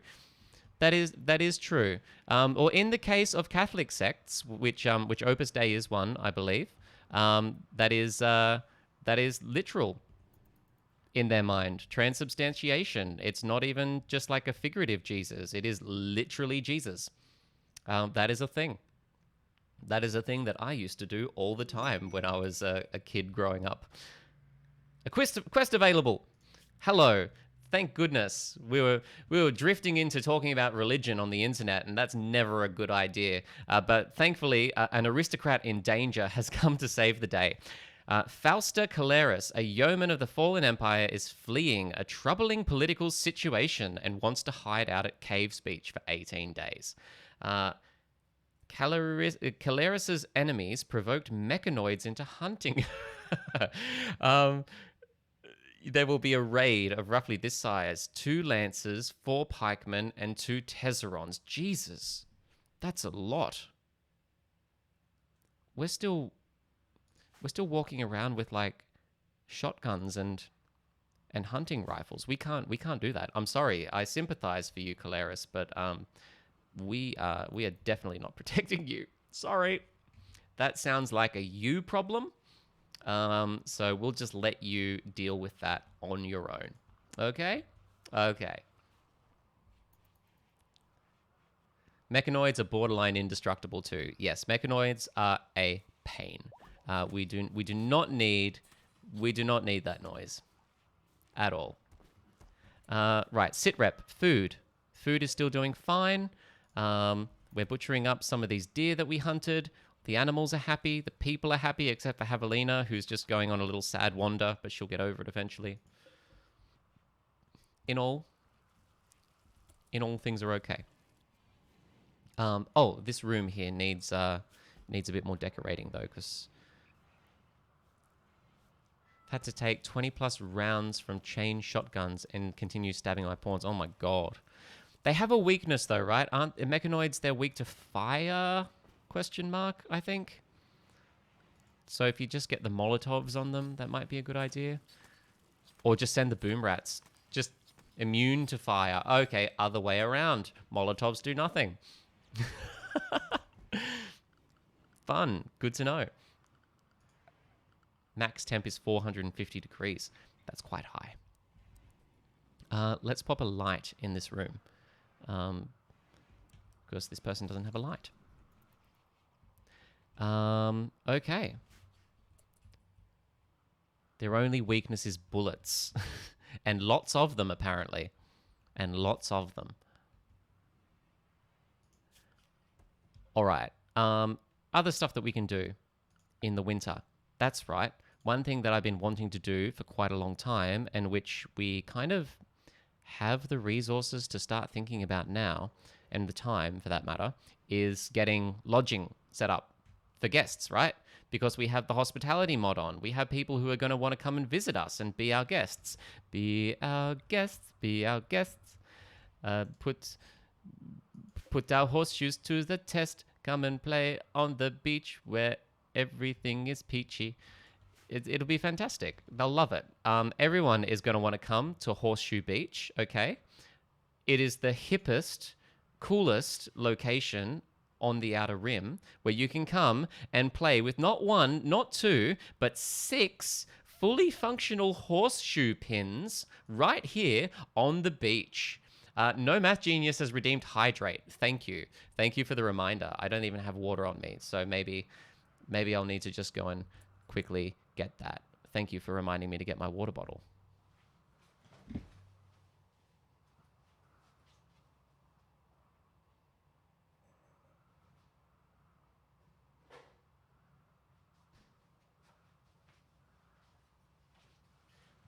That's very considerate of you. Thank you. Cheers.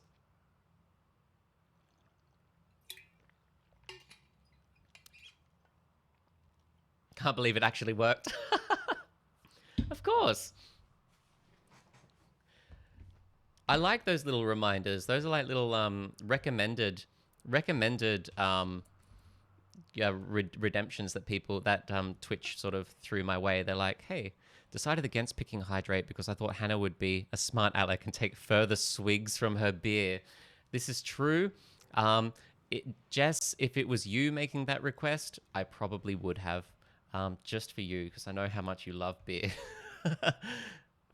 Jules has redeemed Hydrate. Oh god, maybe we should be putting a timer on this, a cooldown. Too much hydration.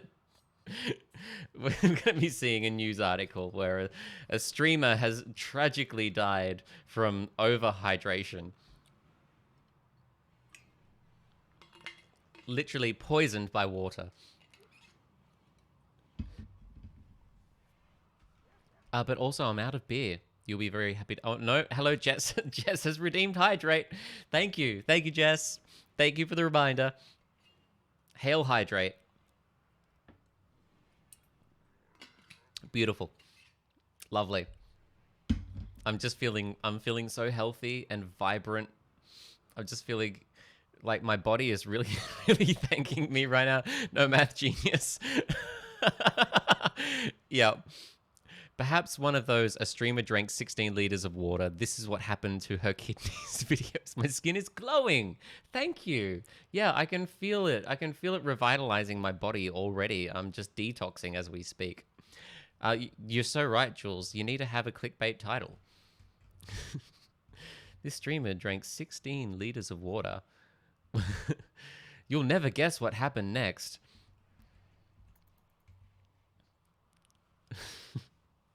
Dermatologists hate her. Maybe you should drink less beer. Stay hydrated. Words of wisdom. Words of wisdom, Jess. You're so right. I actually agree with you because you know what? That was my last beer. So I'm probably going to have a glass of wine instead. You speak words of wisdom. Thank you for that inspiring thought. Wine's fine. I know. You like wine. You just hate beer. Beer will make your skin shrivel and stop glowing. Wine is Jess approved. It's true. Is that true? Is that really true? I was just gonna say I've drunk a fair bit of beer in my life. No, I didn't think so. That was a doubt moment. That was a press X to doubt moment. So what was I saying? Oh yeah, guests. We want to get guests here. We want to, show them the full hospitality. In fact, you know what? Maybe next year as well, when the next in-game year in the spring, when we can get our crops planted again, maybe we should be growing like some hops and some wine grapes and stuff. You know, we should be making some booze for our colonists and for our guests to get them through the long, cold winter. So yeah, I think we should do that. But until then, if the guests die, is that bad? Will they stop coming? So the guests will, yeah, you will gain or lose relations with the faction based on how the guest's experience is, and based on how the guest experience is will also determine whether they'll come back or not. If they die, I don't know, but I'm going to guess it's probably not good. I'm going to guess that's probably a red cross on the review. Yeah. I don't know. I'm just saying that, like, I've worked in hotels for a lot of years. I worked in hotels for like 10 years. And if someone died at a hotel, it doesn't look good. It means no air conditioners to freeze them solid. Yes, that does mean no air conditioners to freeze them solid. We can't just make a hotel, coax everyone to come along as a guest, and then kill them and harvest their organs to sell on the black market. As much as that is a fantastically fun idea, and now that I think about it, I kind of want to do it. But the problem with that is that if people die or have a bad time while they're staying here, then no one will come back. Yeah, they'll leave you a bad Yelp review, whatever the Yelp equivalent is. Other review services are available. Smiles has contacted you. 11 days ago, you helped her in a desperate circumstance. Since then, she has gotten back on her feet and she wants to reward you properly. Hey, I think this is Smiles who I think this might have been like the pauper we had last week. There were like a group of vagabonds who came in. And we gave them some silver, and now they've sent us some gold. They're back on their feet, and they've sent us a lot of gold. Wow, that's a lot of gold. Apparently, Smiles had a real rags to riches story. That's impressive. Teach me your ways, Smiles. Wow. They transmutated it, perhaps. You received bad Google reviews. Exactly, Jess. Like, no one likes a bad Google review. I just don't think I could deal with that. We can deal with being attacked by wild rabid squirrels, obviously, and we can deal with being attacked by werewolf people, clearly. But I don't know. Negative reviews, I'm not sure. I'm not sure the colony will survive that. So I think it's best to play it safe and look after our guests. That's what I learned in hospitality school, anyway.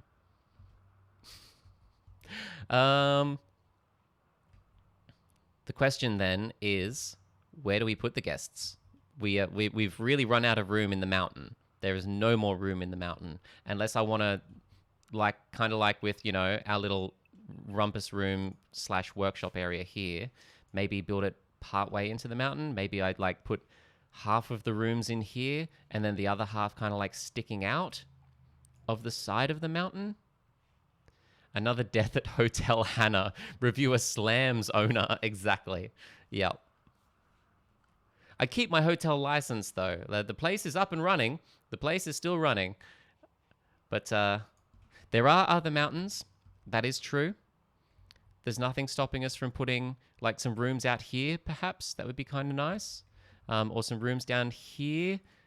The only thing is it's a little bit far from like the entertainment area. Because hello, speaking of raids by randoms, we're getting one. The guests do like to use your common areas. They the more entertained they are, the more you can entertain them, and the nicer the setting that you put them in, the happier they'll be when they leave. So I don't want to put them too far away from the main base. Okay, these guys are attacking immediately. What are we dealing with? A whole bunch of melee dudes. That's fine. We can deal with melee dudes. 6 of them. Fine. Knives and clubs. Knives and clubs. Bunch of scrubs. That's what I always say. Twitch predict. All right. Yes. Fantastic. Let's throw up a prediction. Okay. We'll start a new prediction.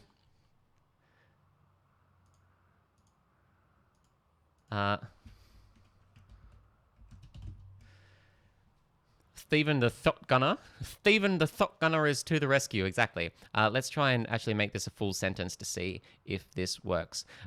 Will all the colonists be okay? So yes or no. I'll throw this one up for 1 minute. So that you all should have a little bit more time. And remember, you can place your bet on this, and if you win, you will you'll get the pool. You'll get your pool of owl bucks at the end. Will the colonists be okay? Start prediction. Here we go. Answer now. Will the colonists be okay? So this is just saying, will they die or not? People can get injured. That's fine. That still counts as okay. But will anyone die is the question.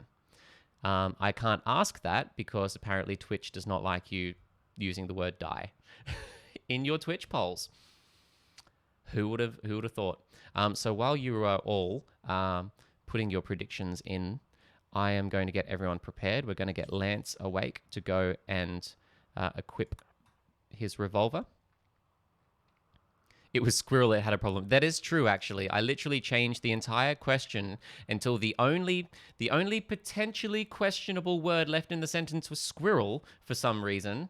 I have no idea why, but Twitch really did not like me saying the S word, apparently. Really hated that. Twitch hates squirrels, confirmed. All right, let's move everyone out here. Let's get them to the barricades. They're coming from the south. Squirrels are a lie. Strategic thieving thoughtgun squirrels. Yes, strategic thieving did thoughtgun the squirrels. You're absolutely... Wow. I could say strategic thieving thoughtgun squirrels, but I couldn't say absolutely, apparently. Go figure. Okay, so we have 6 dudes attacking from this area. We haven't got our walls set up to funnel them, but that should be fine. They're probably going to beeline through this entrance here anyway, which means if we set up here in these barricades, we should be really good. Saving up for Steven upgrades. You're saving up for Steven upgrades. Fantastic. I like it. We have a Twitch drop. It's from Jules, and it's an assault rifle. Thank you. That will definitely come in handy. Okay. I think we already have Rin, who has an assault rifle. Who is our second best shooter? Grief has 6. Cruz has 7. Shin has 6. Steven is useless. Okay. Cruz, congratulations. You're the proud owner of a brand new assault rifle. All right. So the time is up to do your predictions in the chat. So Let's see what happens. Okay, Cruz has got his assault rifle ready to go. Let's get everyone lined up sort of a bit strategically. Lance has picked up his revolver, so he can come and join too. Okay, we are going to have Cruz and Rin down in the corner. They're going to have the best shots because they have the best weapons. We are going to have Grief and Shin sort of on the flank with backup, as backup. Lance, you are a slave, so you are disposable. Oh, we have a noisy miner in bird chat while we're doing this as well. Hello, noisy miner. Goodbye, noisy miner. Just wanted to check in to see how that was going. Wanted to check in to see how the how the raid was going. Thank you for the heads up on the birds. So Lance, we're going to put down here because he's more disposable, and Steven, we're going to put you down here with him because wow, that noisy miner just flew right in front of the camera.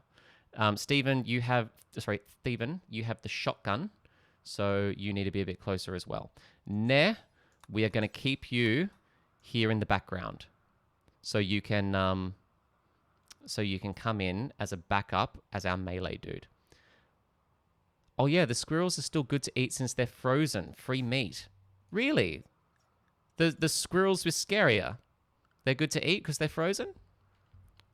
As in, like, if I just eat them straight here off the ground? Does it become a problem if I butcher them? Some of them are. I don't know if I want to play Russian roulette with squirrels. That feels like a bad time. We're probably good enough on food that we don't have to play Russian roulette with squirrels. Some of them are rotting already. Yeah, that's true. Okay, how are we doing? Everyone's set up. The raiders, they're hardly obligatory weather poll is up. Fantastic. Why not? Let's have a weather poll. We really need to haul these at some point because they're annoying. They're in a really annoying spot. Steven, we're actually going to move you up further. You're going to go and hang behind these trees here so that you can get a little bit closer with your shotty. Okay, let's see. Let's see how this feels. This feels pretty good. You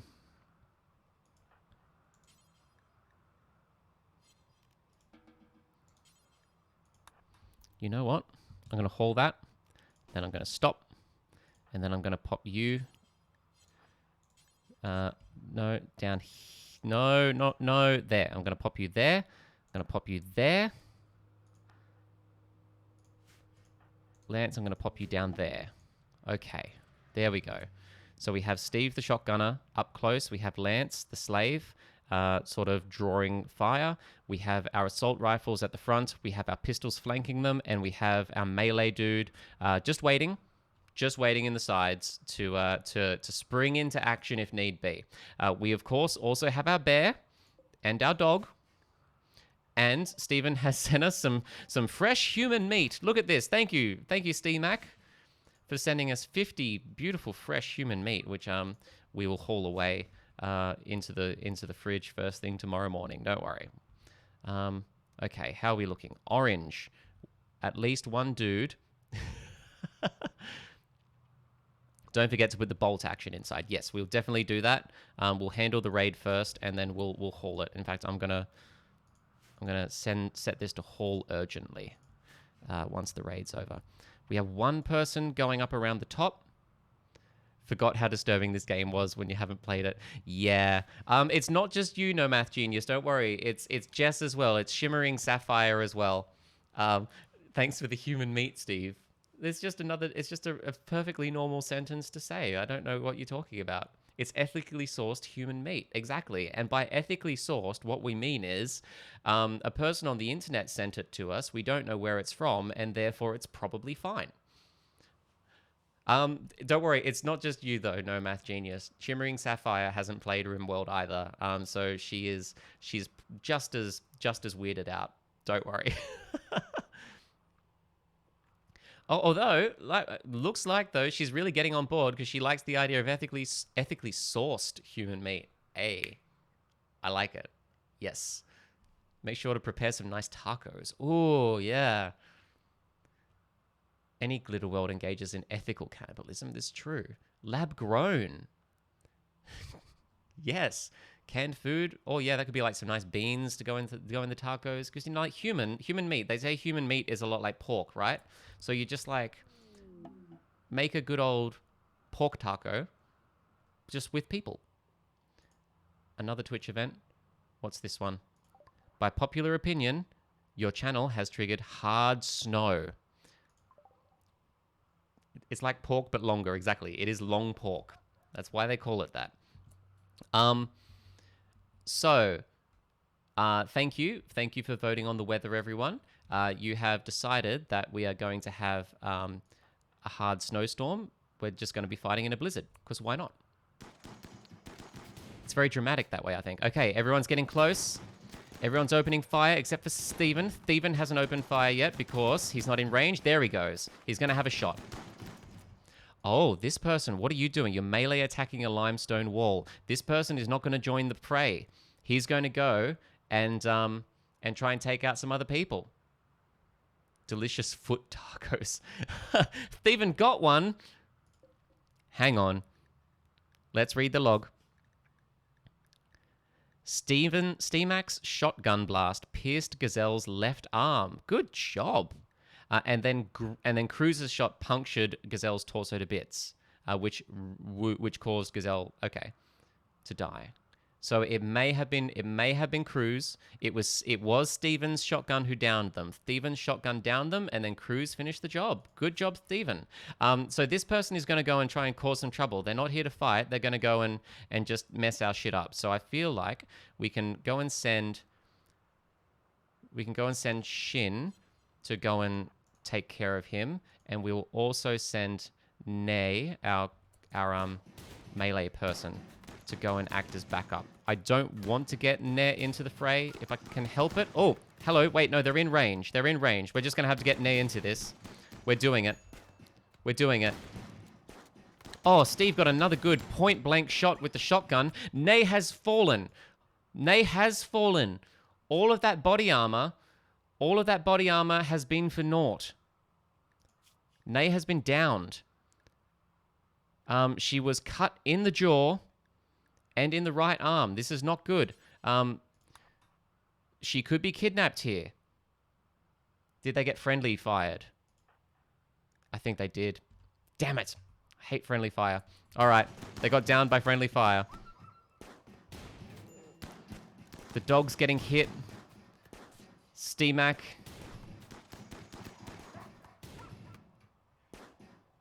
Shin, melee attack this person. My God. And Rin, you are going to have to shoot them. Hopefully don't take out Shin. I hope you're a good shot. Be a better shot. Shin, you're going to have to run. Shin, run. Oh my God. Shin just got friendly fired. Shin's down. Oh dear. Another person's down. This person's down. Why aren't these people attacking? Attack. Fire.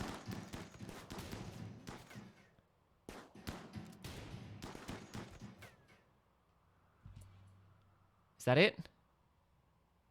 Is that everyone? Is it over? I think it's over. Okay. No one's died yet. just letting you know that, strictly speaking, no one has died yet. So the results of the poll, have not been decided yet. But a lot of people are hurt. A lot of people are hurt. This is a real bad time for everyone involved. Javelina, okay. Someone is going to have to rescue the dog. Someone is going to have to rescue Shin. Someone is going to have to rescue Ne. Rin, you're here. Rescue Shin. Cruz, you're here. Rescue Ne. Grief, you're here. Rescue the dog. Wait, cannot rescue, no reachable, unreserved animal bed. Oh, we need to put down more animal beds. We have so many animals. Steven lives. Steven does live. And only slightly battered. In fact, only bruised. Yeah. Well done, Steven. We are going to put down just a random spot on the floor once more. Maybe just here. in the nice room, so we can take care of the dog. You are, yes, that's right. So Grief, you are going to rescue Serenade. Oh, actually, no, Lance, you rescue Serenade because you're closer. Grief, you are going to capture. Are any of these bad guys downed, but not dead? No, I think they're all just dead. Okay, all the bad guys are just dead, so there's no one to capture, but that's fine. Thievin is hauling some stuff back in his inventory, which is nice. Thievin proves you wrong all again. Assault rifles tend to do that. You're right. You're right. Thievin once again holds his own in a fight. You got to hand it to him. Javelina, you need to wake up and get into the hospital. We have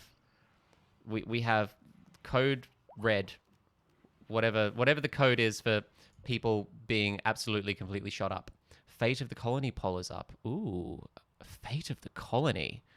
That sounds ominous. Javelina, we need you to save everyone's lives, okay? Their lives are in your hands because if anyone dies, then people are probably going to lose their poll. Rin, you have fair doctoring ability. You are also going to be doctoring if need be, okay? Let's just put it on normal speed and see what's happening. Who is tending to the dog? Actually, let's triage some people here.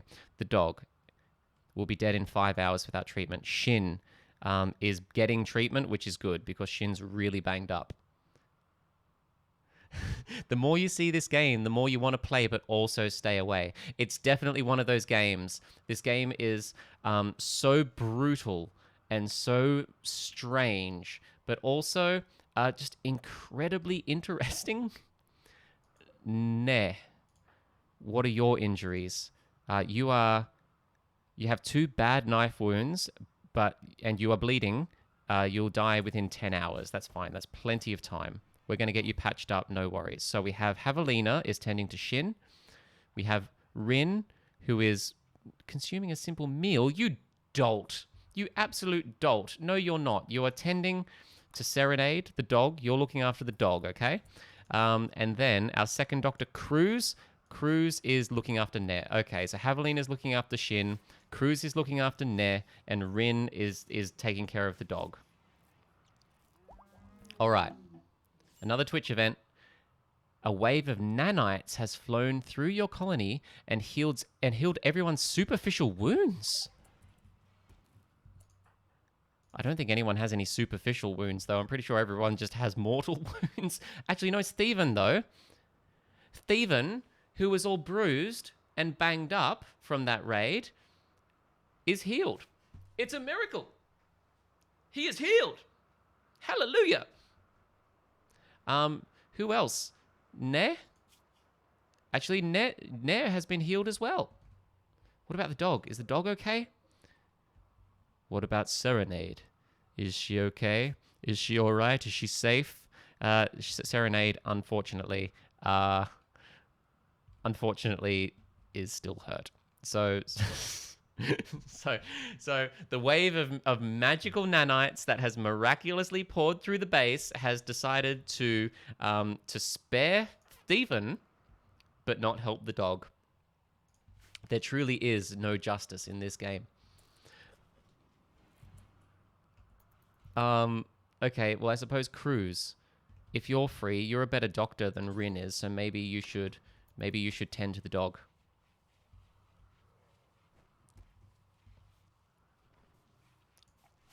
Meanwhile, Shin has been patched up. Shin's knife wounds and gunshot wounds have been patched up. Precious doggy. We want to see everyone be okay. Exactly. So long as the dog is all right. So long as the dog pulls through, because I think everyone else is going to. So long as the dog pulls through, then we're going to count this as an okay raid. Cruz is doing important work, using that herbal medicine to patch up beautiful Serenade, the Timberwolf. We're getting there. Oh no, dog lost a foot. Oh, you're right. Rear left paw has been destroyed. Oh, poor doggo. Serenade is probably definitely going to have a debuff on their movement speed because of that. Maybe we can make like a foot tacos. No, math genius. See, now you're getting it. See, this is your kind of game. If your first thought is to go straight to foot tacos, then RimWorld is the game for you.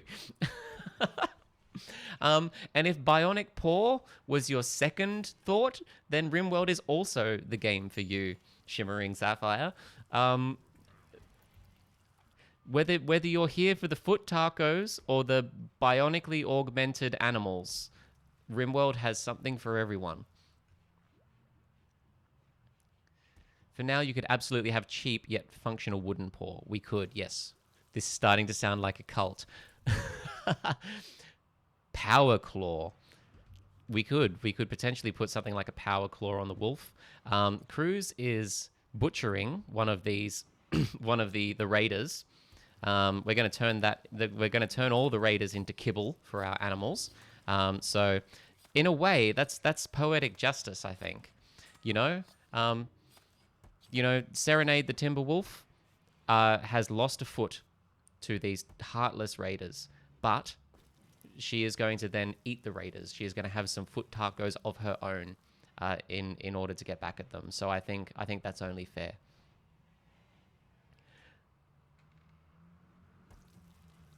All right, raiders are all just hanging around out here.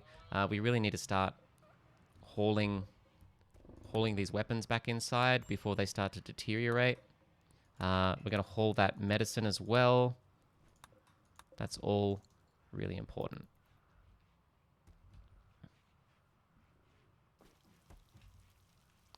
Okay. Has anyone been downed and need to pick up their gun again? Nah, that's right. Nah has lost his knife. So where's a good knife? That is a poor knife. It's the opposite of a good knife. That's not a knife. That's a knife. Wow, do we like literally have no good knives? Is there a good one on the floor here? What did you have equipped? That one, that normal one. Okay, good. Well, accidentally clicked away. There we go. Right. Nah. Now that you're up again, go and equip your knife back. Shin is still down, so Shin can't equip a knife. Oh, Lance is our slave who obviously should not be carrying a knife now that there's no danger. So you can drop your knife. And apart from that, everyone's good.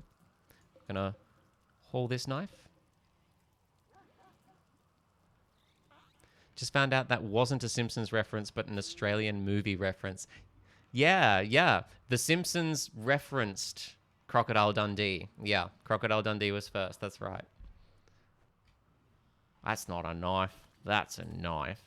What? That's a spoon. All right, you win. I see you've played Knifey Spoony before. I love that episode.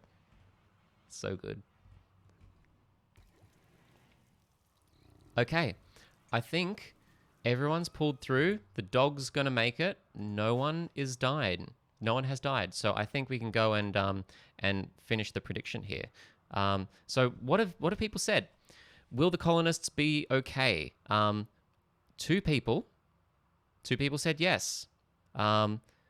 Two people said no, and they bet more.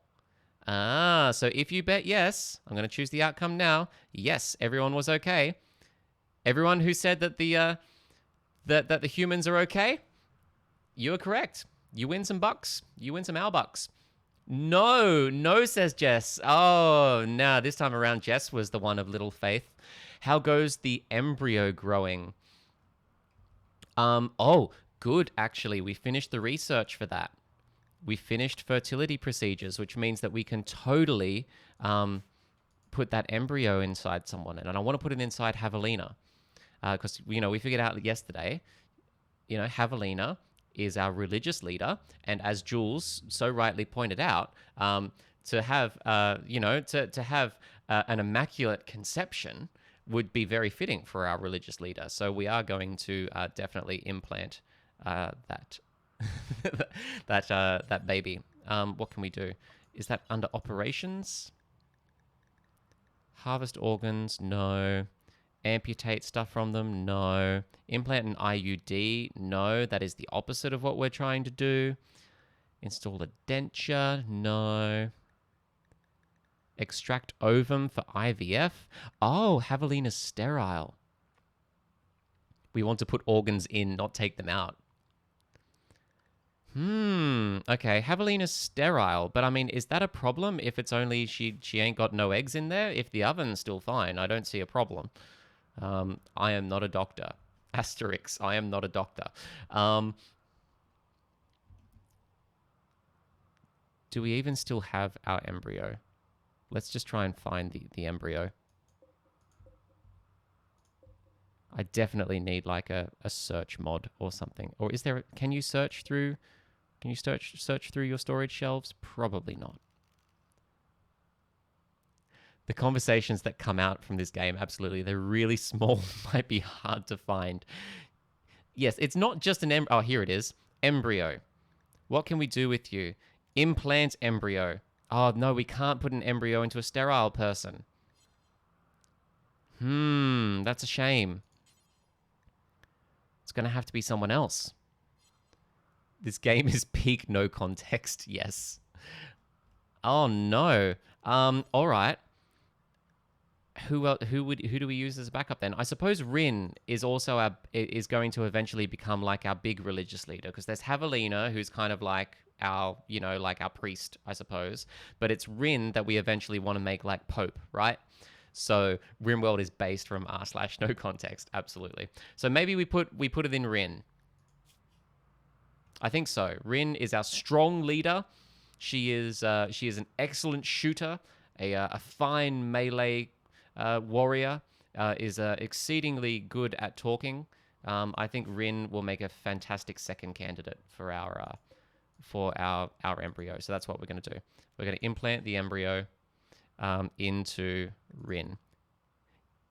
Yes, r/shit RimWorld says, absolutely. That is one of my favorite subreddits. Yes, shit RimWorld says is fantastic, because people say some really random and often awful shit. Crusader Kings, I can imagine. Yep. Absolutely. It's just too easy. Yeah. Okay. And Dwarf Fortress. I am yet to play Dwarf Fortress. The old one, the original one, and the new one. Oh, don't forget the food you delivered. The beautiful human meat. We need to haul that urgently, because it's sitting out in the open. Dwarf Fortress is so unapproachable. Yeah, but now that they have the new graphical version, I kind of want to try it out. Maybe I'll try it out on Steam, on stream. The Steam version is very incomplete. Yeah, right.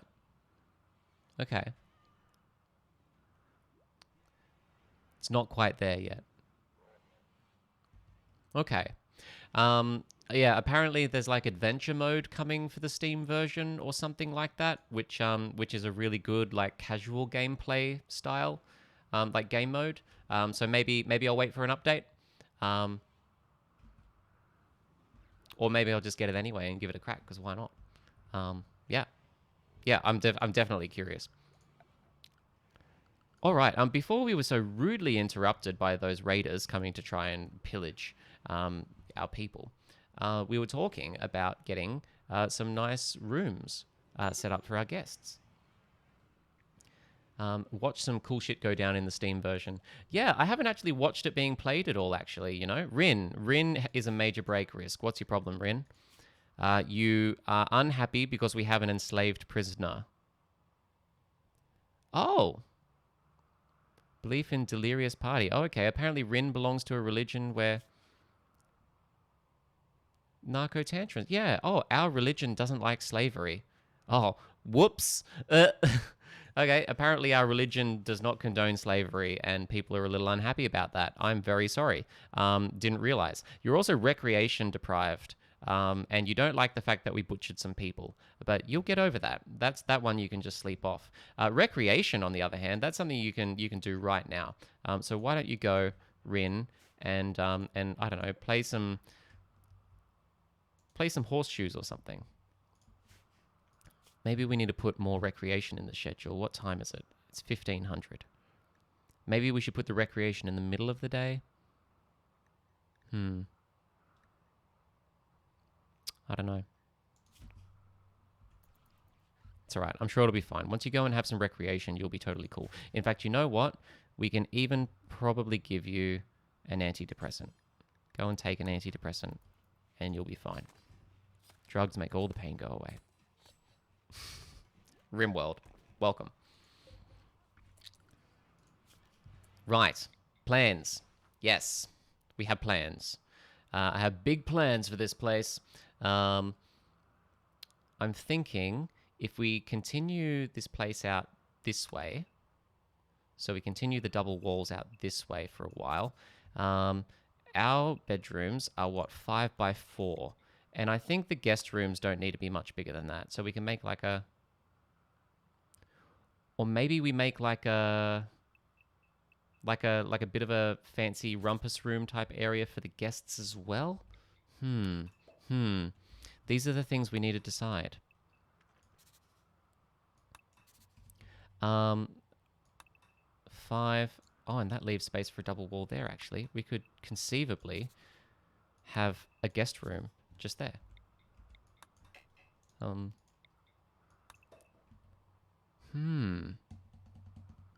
Maybe that's the play.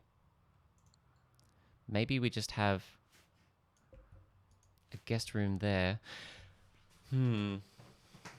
Oh, don't mind me, just readjusting myself. The other thing we can do is we could just do it dorm style. Just make like a big room, like a big open plan room with lots of beds in it. It's a good way to sleep a lot of people easily, but it's not as impressive. So the guests won't rate our accommodation as highly. So maybe not. No, you know what? We're just gonna go from here. We're just gonna see what happens. I'm just gonna whip out the plan tool, and we're just gonna have a little play, and we're just gonna see where it takes us. Okay? That's 4 there. No, don't quite like that. Maybe we can start building more further in this way. Actually, yeah, you know what? We have all of this space here. Maybe we just close it off and make all of this indoors. Thank you, Jess. Thank you for the reminder to hydrate. The result of that is I do need to pee pretty soon. So I may be taking a break to go and do that. In fact, I may just do that now. I'm going to take a quick break to dehydrate. Thank you for hydrating me. I'm going to go and immediately undo that work, Jess. I will be back in 2 minutes. I'm going to get myself a glass of wine while I'm at it, and I'll be. I know you're horrified. You're very horrified. I know. But I'm gonna rehydrate a little bit with wine, which is totally a thing. That definitely works. I'll be right back.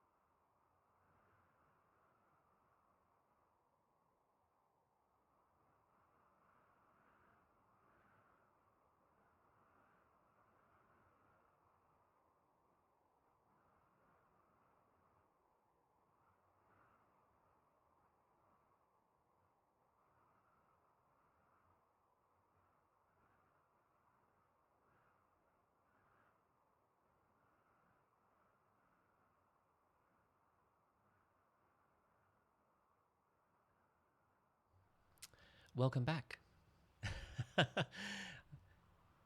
I would follow Hannah's example if it wasn't 5 a.m. here. Yeah. I mean, a glass of wine at 5 in the morning, why not? It is the weekend. Although if you are driving as part of your road trip, then probably not. Almost definitely not. Cheers, everyone. Happy Saturday night or happy Saturday morning for you, No Math Genius. The burbs have gone a little bit quiet on Burb Cam. Hopefully we'll get a few more before the stream finishes up. I want to finish by around sort of like 8 o'clock or something. That's a good little stream for a Saturday evening, I think. So what were we doing? Yeah, yes, it is. It's 20 past 7 here. Yep, it is. So it is decided. We are just going to expand this whole area out. And do we just do it as like literally as just one big block? Is that going to be too conspicuous? Is that going to be like a massive security liability? I don't know yet. We'll think about it. I'll have a little think. I'm going to have a little play. I'm going to run the colony while I'm doing this planning, though, because there's nothing important happening. That's fine. It's fine? Yeah.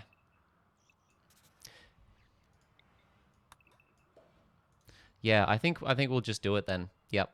I think but we will build it out of limestone, which is stronger than marble, which means we're going to ramp up our limestone production. Thank you. How much limestone have we got? Enough to get us started, but we're going to need to get some more. Let's play Spot the Limestone. There's 8 of it there. Any more? Oh, 19. Fantastic. We'll haul that less urgently. Brilliant.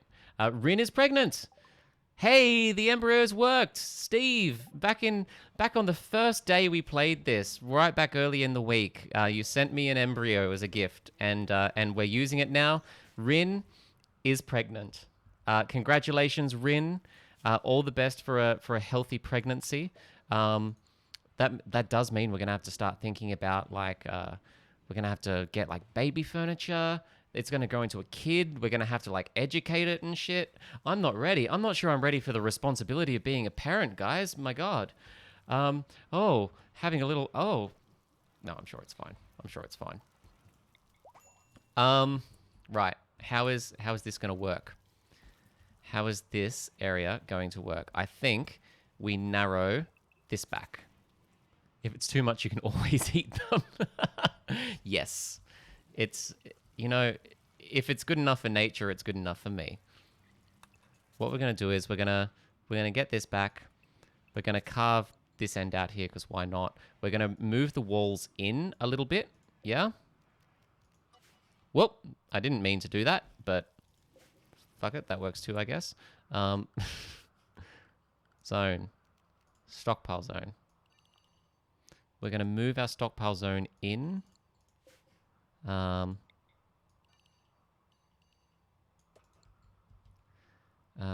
we'll just copy the settings from that and paste it into that. Most popular kids game is Minecraft. The children yearn for the mines. Yes, the children will go to the mines. It is their rightful place. I know I spent a lot of time digging this room out, but I think maybe I just fuck it off now and I just continue the bedrooms up along here because it's going to be, it's going to fit in with the design of the rest of the base, and otherwise it would annoy me. So that's what we're going to do. We're going to move this bedroom into here, which means we're just going to have a single wall. We're going to have this go up. The bedroom is going to be 4 by 5. We are going to have a door just here. And this is going to be the bedroom. All right, fantastic. We are going to have to mine that out. I'm just going to do that straight away. Before we even think about anything else, we're going to start mining this out. And I know that that sort of thins our wall out a little bit, which makes us a little bit vulnerable, but we'll deal with that. We will deal with that quickly enough. And that will leave us with still 8 bedrooms for 7 colonists and a slave. So we actually still have room to grow into one for one last colonist, yeah? And we can start putting our guest rooms sort of up in this end. And we can even make it so our guest rooms, we can even make it so our guest rooms maybe connect in back into this side of the base, or maybe we give them their own rec area in here, like a little L-shaped rec room or something. I haven't decided yet. Oh, but this isn't going to be here either because we're going to move this room in here. That's right. I don't know yet. I haven't decided. But that's going to become a wall again. I know that much. This much I know. And that's going to be a wall, of course. That has to be a wall. There is a bit of a run here that maybe we can use. Maybe we have another corridor along here that will run our guests down into the main part of the base. That could be kind of cool.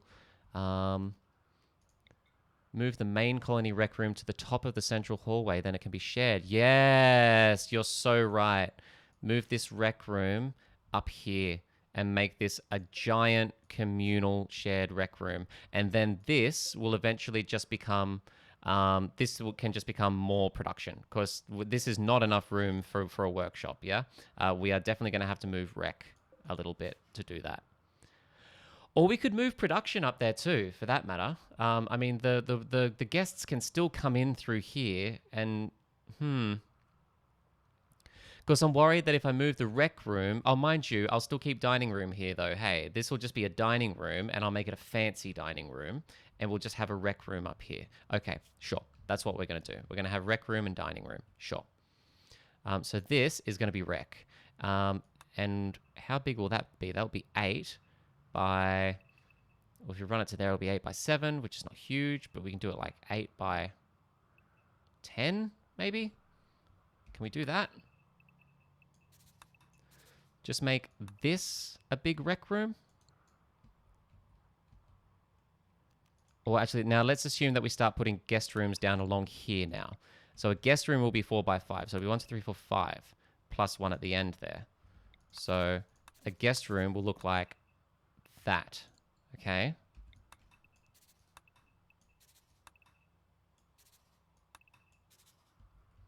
It's going to be double walled there, which is a bit weird, but not a huge problem.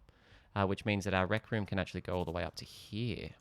It's going to be a big rec area, but it's kind of cool. I'm kind of digging it. Do we have enough room to run bedrooms along this side as well? Probably not. 1, 2, 3, 4, 5. It's not quite going to cut it. This is my favorite and least favorite part of the game at the same time. If this is going to be rec area, there's no need to have this wall here. We can just burn this wall out and make all of this open plan. This all just becomes incorporated down here. And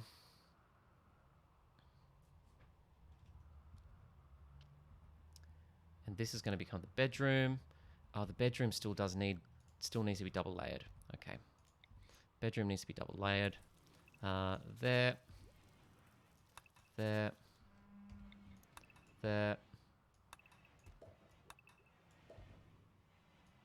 We'll get there. Extend the wall out. Yeah, we could. I could run the wall out one more out this way and still keep it within. I want to try and keep it within the confines of the mountain if I can. I don't want to like bloat it completely outside of the original dimensions of the mountain because I think it'll start to look dicky then. If the outer wall is moved right by 2, 3 squares, then there's room for 2 rows. Yes, you're right. You're so right. I just don't want it to look. I don't want it to look dicky. We have antidepressants. Fantastic. What are we gonna do next? We are going to get Geothermal power. It takes a long time to research. Or maybe we get animal armor up. What does animal armor need? Animal armor needs smithing. Okay, maybe we do smithing then. Okay, sure. Let's bring it right back to basics. Let's do smithing. Boom. Yeah, you're right. I wanted to keep this within the confines of the original sort of space, but I don't really have to. That's just me being a perfectionist. If we say that this is all part of the rec room, then we can make the rec room 7 by what? If I make this a bedroom here now, 1, 2, 3, 4, 5, and then a wall, and then another wall. The guest bedrooms don't... Actually, you know what? The guest bedrooms don't need to be double insulated. I don't care enough about the guests to do that. So it's going to be 6. There you go. Boom. And then you need another 6. We can have a hallway here of 2. Have that. Have 1, 2, 3, 4, 5, 6. And it would go there. How far down does this take it? Not too far. You know what? I can live with that. I can live with that. 2-star review, freezing cold. I mean, look, we'll double insulate it on the outside at least, so they're not exposed to the elements completely, and also because it's good raid protection. Actually, you know what, we can change the orientation of these too. How many blocks do we have along here? 11. So that's 1, 2, 3, 4, and 1. 1, 2, 3, 4, 5, and 1. You know what? Maybe we just make these like super fancy pants rooms. What's that? 5 by 5. And that's 5 by 5 as well. Maybe we make fancy pants rooms. What's this down here? This is 4 by 5. Okay, so this can be a room here of its own. And then the rooms along here. Let's say that's the end of the rec room here. Okay. We are going to need some kind of hallway down here, and the rooms can be like 4 by 5 along here, like that. This one here obviously has a bit of a problem because there'll be no way in, but we can fix that. We only have 1 slave, and there's really no plans to expand this our number of slaves any further. So maybe we just close this off. Is this the play? To wind down slave production? Maybe this is the play. And then we can have, let's see, this along here. Entrance to a room is there. Slave production. Well, you know, slave operations.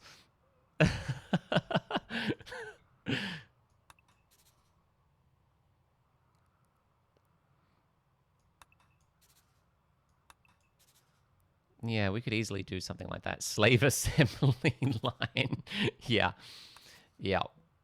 Precisely. Yeah. I kind of dig that.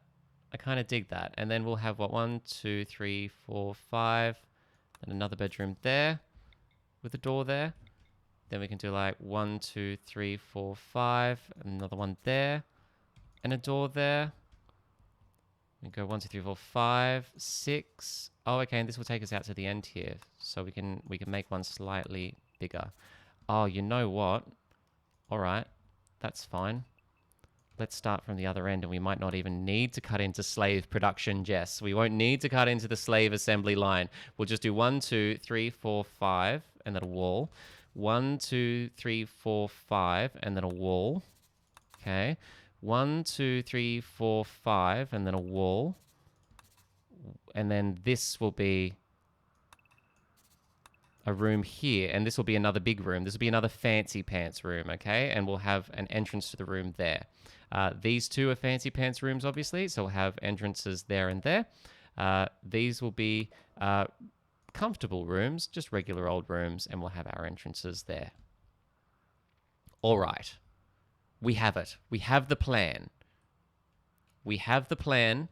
Now we just gotta put it into action.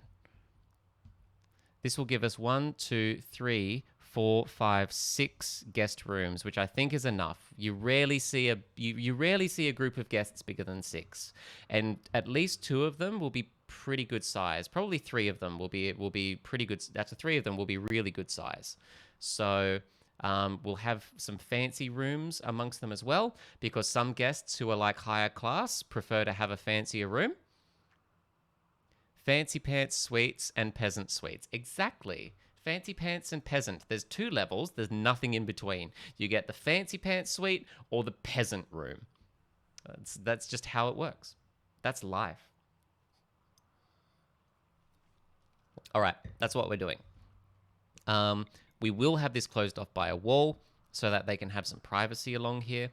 So we'll probably just have like a door there, I suppose. What's that, 7? Oh, might as well have the door halfway through. It's not efficient in terms of movement, but it makes me happy. Middle class no longer exists, just like in real life. There you go. Hannah's political statement of the day. All right. We have a plan. We're doing it. This is the plan. We're going to mine this out. That's the first part of the plan. And Cruz is already on it. We have these walls that we're going to knock out. Someone's going to have to do that too. Work. Javelina, I know that you're our researcher and you are very good at it, but I now want you to put you back on construction and mining too if you can. That would be brilski. Major break risk. Who has a problem? Lance has a problem. Lance, what are your needs? You don't like the fact that we butchered human likes. You are tired, you are hungry, and it's dark. And you used a despised weapon. He does not like using a gun because it's humiliating.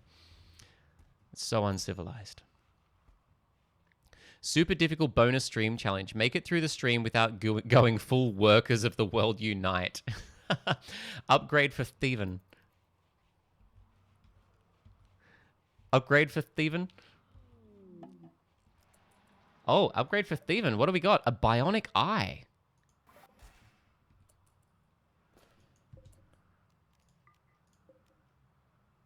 Does Steven need an upgraded eye?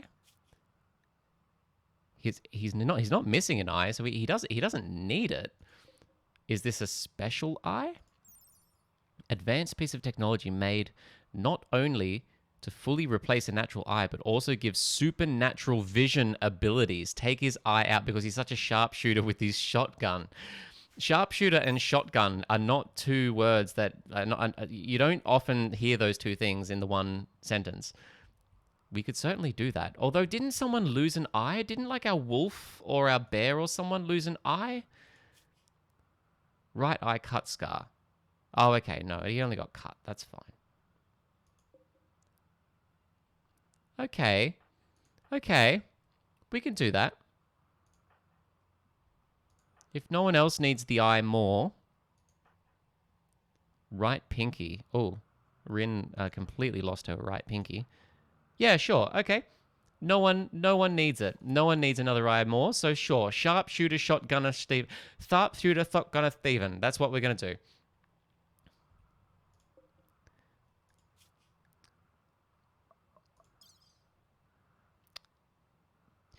The bear isn't that bad. Strategic sharpshooter, shotgunner, Steven. Exactly. Yes. The bear has 96% vision, which is not terrible. The right eye is a little bit banged up. I know you definitely want to make a cybernetically enhanced bear. So maybe that is the play. Putting the eye in the bear. Oh, I just don't know. I can't decide. Steve, would you be terribly offended if we put the cybernetic eye into the bear instead of you, instead of into your tribute? We have a hydrate. Thank you very much, No Math Genius. I will hydrate. And I'll undo that hydration by having a sip of alcohol.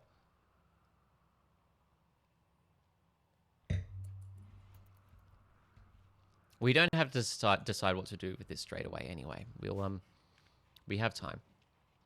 Transplant Stephen's eye into the bear and then give the bionic eye to Stephen.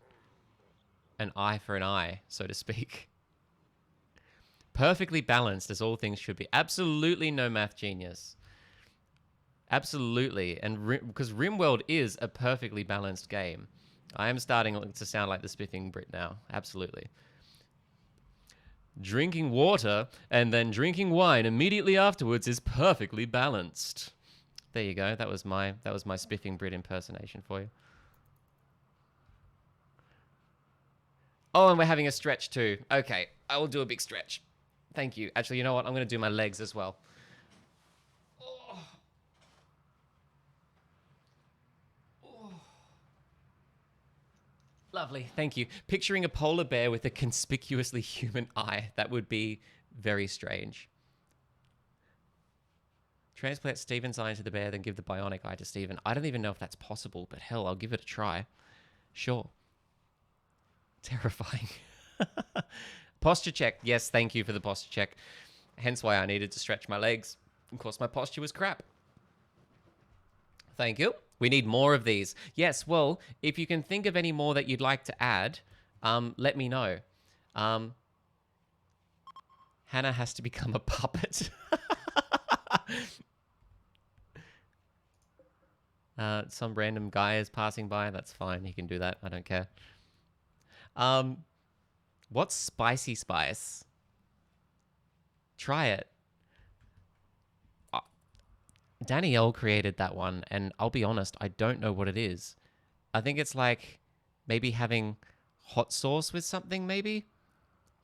We were talking about making like an expensive challenge to be like have some crazy hot sauce or eat like a hot chili pepper or something. So maybe it's that. Needs like 500k coins. You wanted sing mode but don't have enough. I might need to adjust the prices as well because this is the first time I've played with these. I don't really know how quickly people accrue them. Well, I do, but I don't know how much it really kind of adds up over time. Because remember, your owl bucks will stay into the next stream and the next stream. So you can build up your owl bucks, and those expensive ones as well, you can pool in with everyone. So something that needs like, 100,000 coins or whatever, you can pool in and buy them all together as a chat. But I may need to adjust some of the prices on them because I think some of them sound really fun. Like doing a David Attenborough voice for the bird cam, that sounds like great fun. Doing a spicy spice sounds scary, but you know what? I'll do it. I'll take one for the team. Do a barrel roll. maybe if I play like a game where I can actually do a barrel roll, because I don't think it's physically possible. Do a barrel roll. Or make 100,000 accounts for spicy spice. Dear God. What have I done? Yeah, I'll need to adjust some of the prices once we sort of figure out how it all works. But if you think of things that you'd like to see, let me know. Pop them in the chat. Like if you think of an idea of something that you'd like to be able to buy with your Twitch bucks, to make your owl bucks, to tell me what to do, then let me know and we'll implement it. Can be anything. Like do a funny accent, sing a song, go silent for 10 minutes. It can be something like hands off for 10 minutes or 5 minutes maybe, because it's RimWorld and anything can happen. Like hands off for 5 minutes. If something happens in the game, I'm not allowed to interfere. Who knows? Stick a googly eye somewhere. I like it. Wear a funny hat. I don't know. Anything you can think of. Kill Steven. I think that should be like 1 million.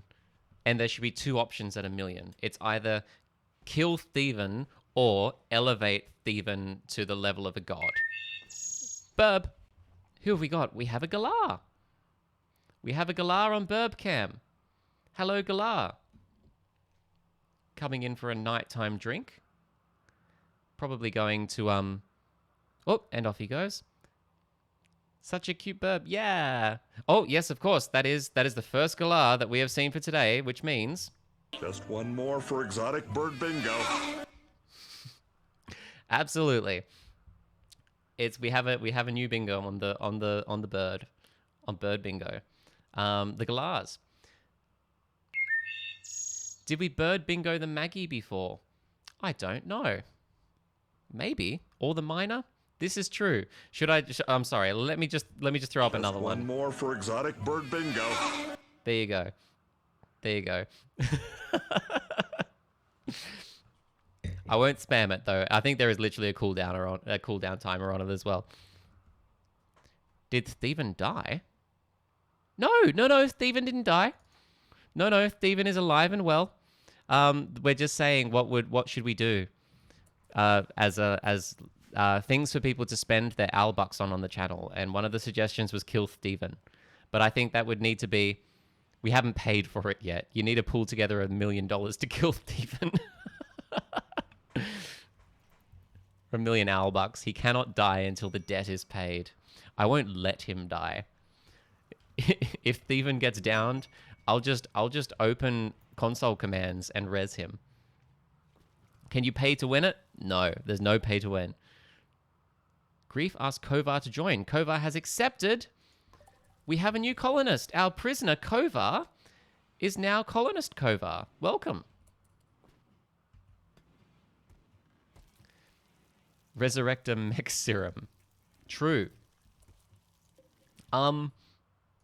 Actually, do you get Al bucks for donating? Probably not. Send money to PayPal. I will send you 1 billion Al bucks. It's true. It's true. Yeah, a good friend of mine who is a very wealthy Nigerian prince allowed me to do the same thing. Speaking of PayPal, though, now that you mention it, though, I will throw some info up in the chat there with the bot.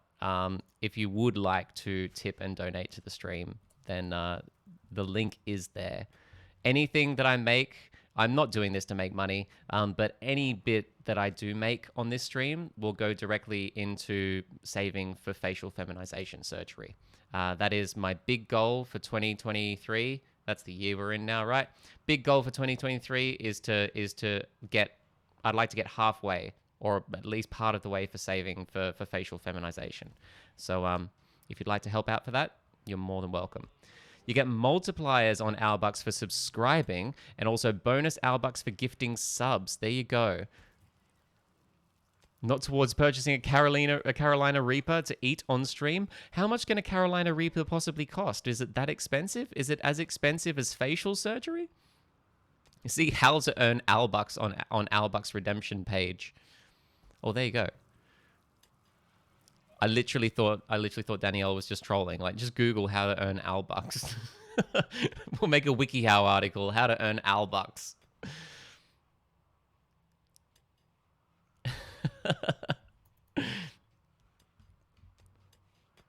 All right.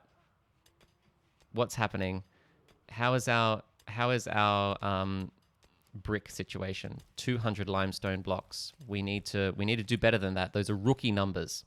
Right. Who's a good crafter? Kovar. Oh yeah, Kovar, our new person. Don't you have like a spider equivalent? I do not want to eat a spider. A spicy spider. So how many Scovilles is this spider? A Carolina Reaper spider. Probably. It wouldn't surprise me. Somewhere. Yummy redback. No, not yummy redback. It's red, so it must be hot. I can't fight that logic. I'm not going to challenge that. Hey, it's Australia. It's true. It probably exists somewhere. Somewhere up in far north Queensland, or in the jungle of, I don't know, or out in the savannas of the top end or something, there is probably a spider that is spicy to eat. By that reasoning, galahs are spicy. They're slightly spicy. They're pink. They're like light red. So they're like, you know, like 100,000 Scovilles on the Scoville heat scale. Not that I know. Haven't eaten a galah. Top tier, blow your nose with a gimpy leaf. No, no, that's the leaf that like stings you, right? It's the tree that stings you, and it hurts so much and lasts for like years, like over a year. People who get stung by the gimpy, like literally choose death over living with that. So no, I do not want a gimpy. It won't kill you, but you'll wish it did. Exactly. Anyway, Kovar has joined. Hello, Kovar. Let's set you up here. What are you good at? You're good at not a great deal. You're a fair handler, though. So we'll make you a handler. We'll make you a hunter as well. You can definitely hunt and fish. And you can smith, you can tailor, and you can craft. That's what we like to see. And you're a researcher to boot. We love it. Is it Kobar like the town or spelled differently? Kovar. Kovar. Kovar. Kovar. Kind of like Kovu from The Lion King. The Lion King 2. Simba's Pride. Yeah, exactly. You know, they're like the lion that all of the girls in primary school had a weird and undescribable, unexplainable crush on. You know, you remember that. It's clearly spelled crowbar. Yes, that is absolutely going to be Kovar's nickname. Before your time. Oh, I forget how young you are sometimes. How dare you? How dare you be so young? It's not cool. It's actually really inconsiderate. You come into my stream being all young and stuff. Ugh.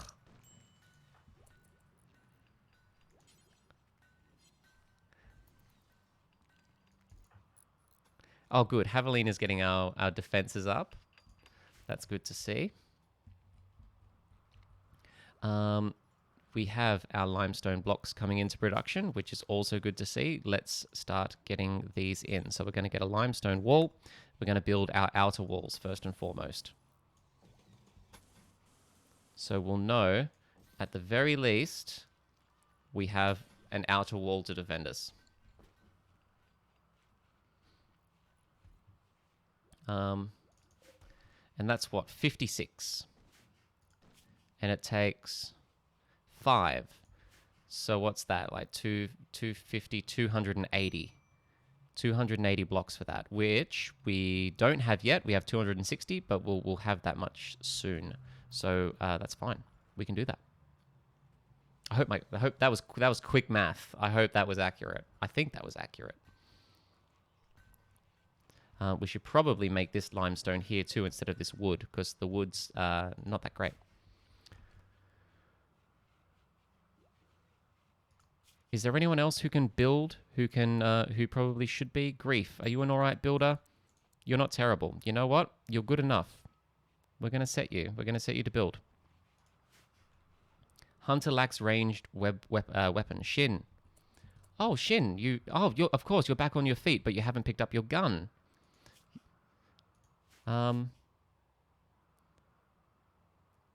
Actually, Shin's more of a melee person than a gun person. Maybe we need to make Shin our melee person number 2. Wish the different wall materials mattered for insulation. Yeah, that would be true. Hydrate. Chug, chug, chug.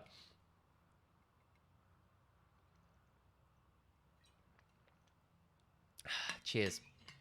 I am a hydro homie every day. Every day of the week. Guns are good, though. They are safer. Yeah, it's true. You don't want to get into a melee with someone. So we will give Shin her gun back. What gun did she have?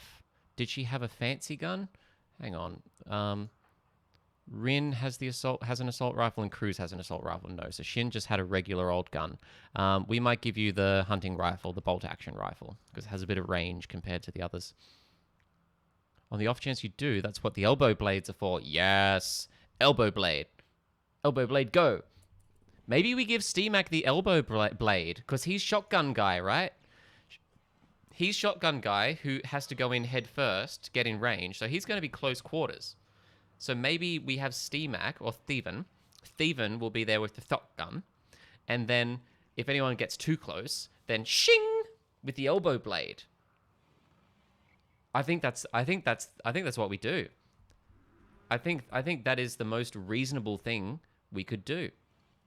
Give I can't believe I'm saying this, but give the awesome body augmentation to Stephen. I can't believe it. Just, you know what? We're gonna line that up. And you know we might as well give him the bionic eye while we're at it. We'll just go 2 for 1. We'll just put him under. We're going to give you a bionic eye. Left eye or right eye? Let's go right eye. So that we can give your right eye to the bear, which is something that I'm going to be very surprised if you can do. And we are also going to install elbow blade on the right arm. I assume you want to put the elbow blade on the dominant arm. And I'm just going to assume that Stephen is right-handed, so we're going to do that. So whenever we have a spare doctor available, we're going to do it. What could possibly go wrong?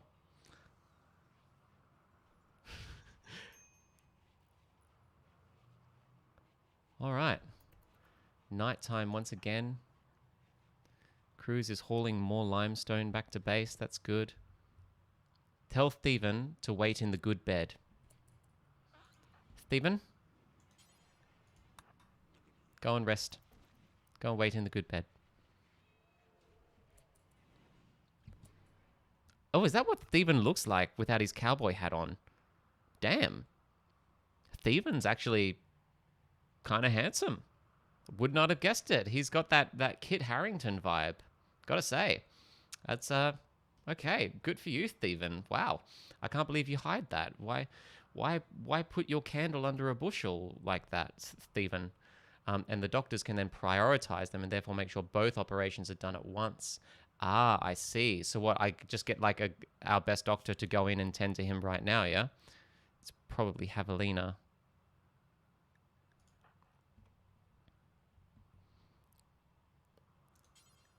Prioritize operating on Stephen.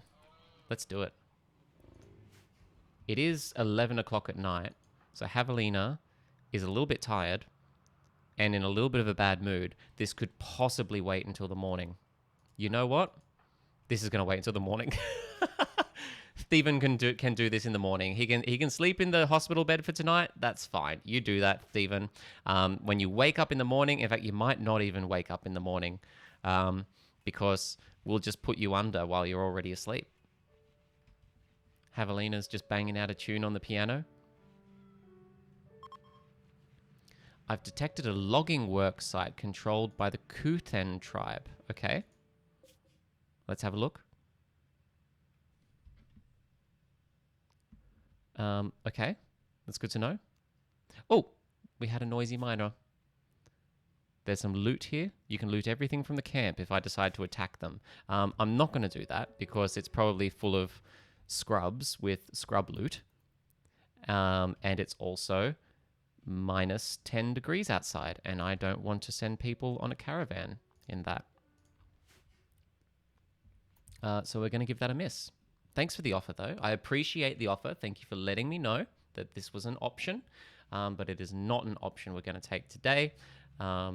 Thank you. But still keep me subscribed to your updates. That's just me talking to the game.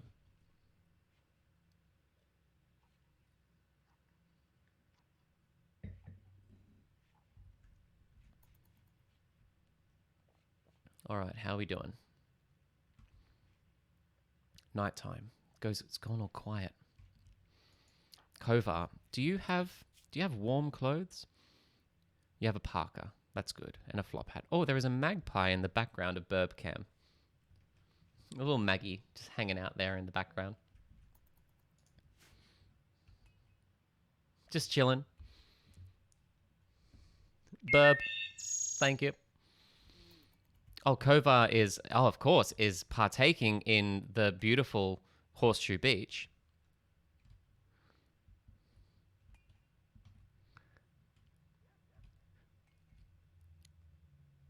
It's all quiet, All the animals are sleeping in their little barn. Look at them, they're so cozy.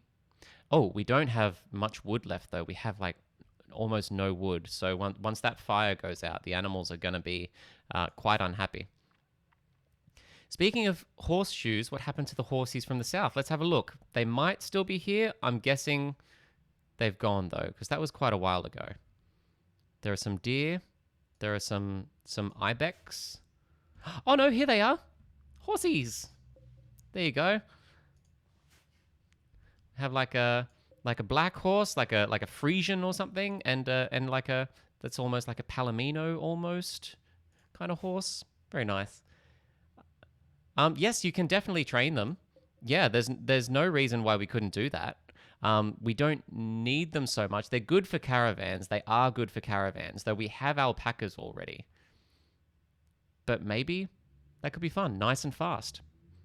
You know what? Let's do it. Who do we have? Do we have a male and a female? No, they're two males. Okay. We have two wild stallions. A 14-year-old and a 21-year-old. That's quite old. Oh no, wait, who's this? Another male, 12 years. Okay. Oh, but I kind of want the black one. So we're gonna give you a miss. We're just gonna get these two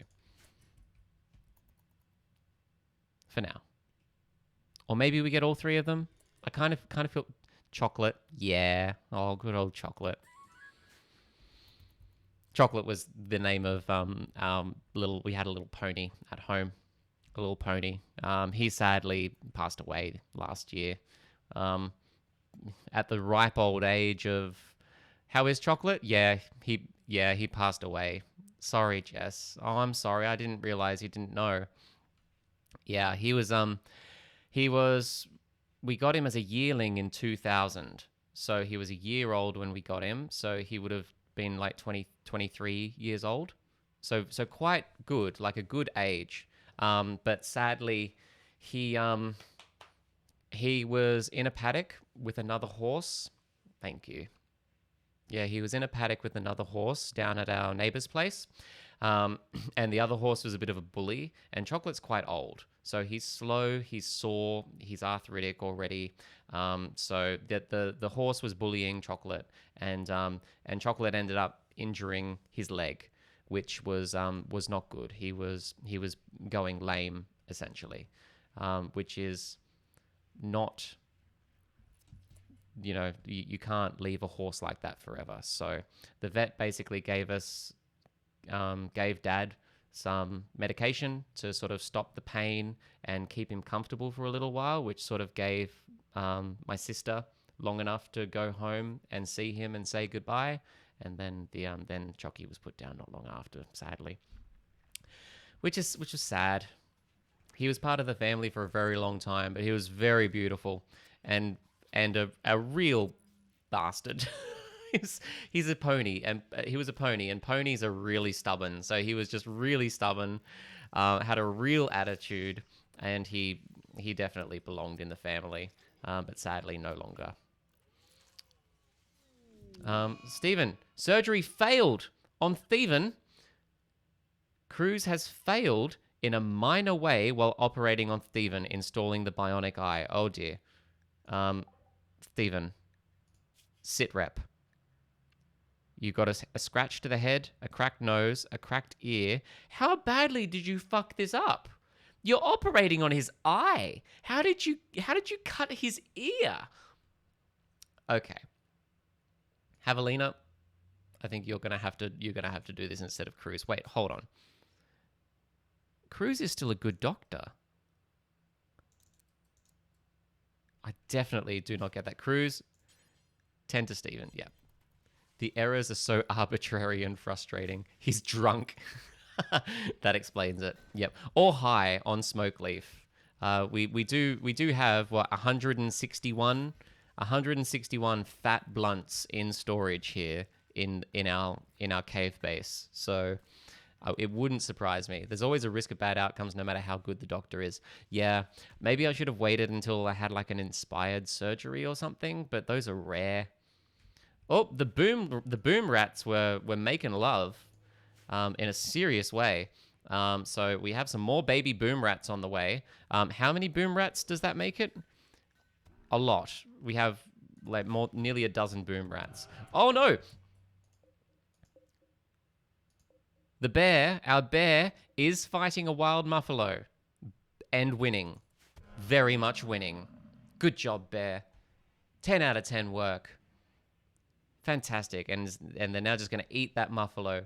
Our bear is just eating that muffalo. Had to step out. How is Steven's new eye? Steve, about that. Let's thank you for downing that bear. If you've had enough, I'm actually going to take the rest of that. How is Steven's new eye? Not great. The surgery failed. You do now have cuts and scratches all over your face. I do not understand how it is physically possible to fuck up a surgery that badly, but we did. We did. Javelina, though, is now having a crack. Javelina is trying to put in your elbow blade while you're still in bed. You have lost quite a bit of your health. So if this surgery fails, you're going to be in a bad way. Thank you, Jess, for the reminder to hydrate.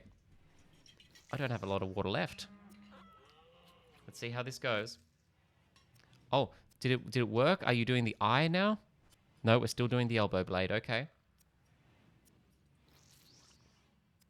Oh, those sound effects. All right, let's fast forward this. This is obviously a very difficult operation. Let's see if the elbow blade works.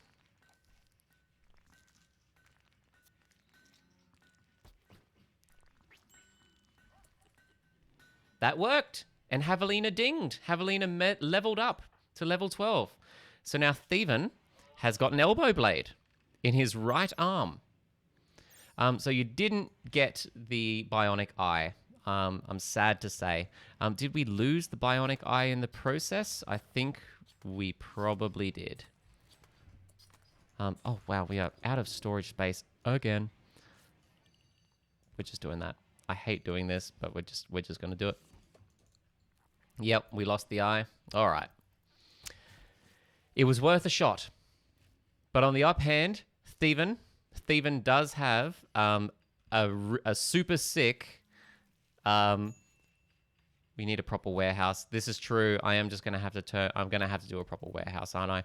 Maybe I can turn this into warehouse storage or something around the side.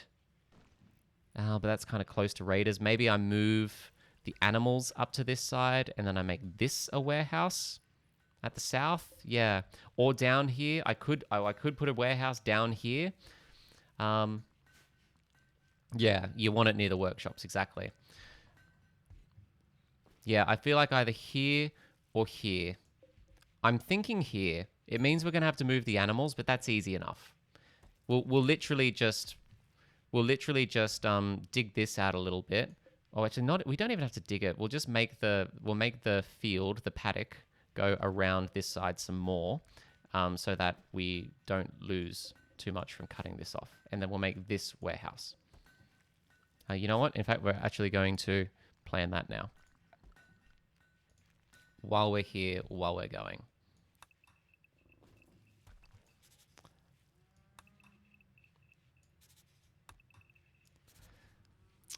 Do we just literally make it as big as that? We could make it bigger. Although any bigger will start encroaching on that geyser, which I kind of want to keep. I kind of want to keep that because we can use that for power.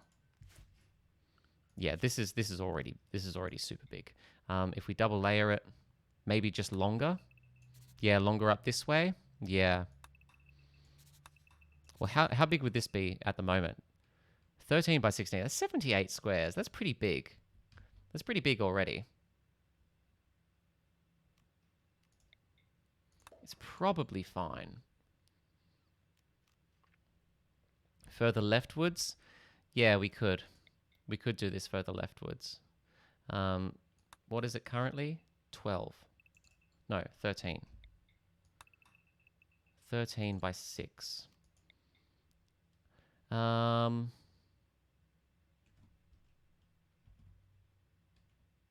No, I think I want to go upwards rather than leftwards. Eventually connecting to the mountains on the left. Oof, as in like all the way through here. Oof, that's big. That's a lot of storage.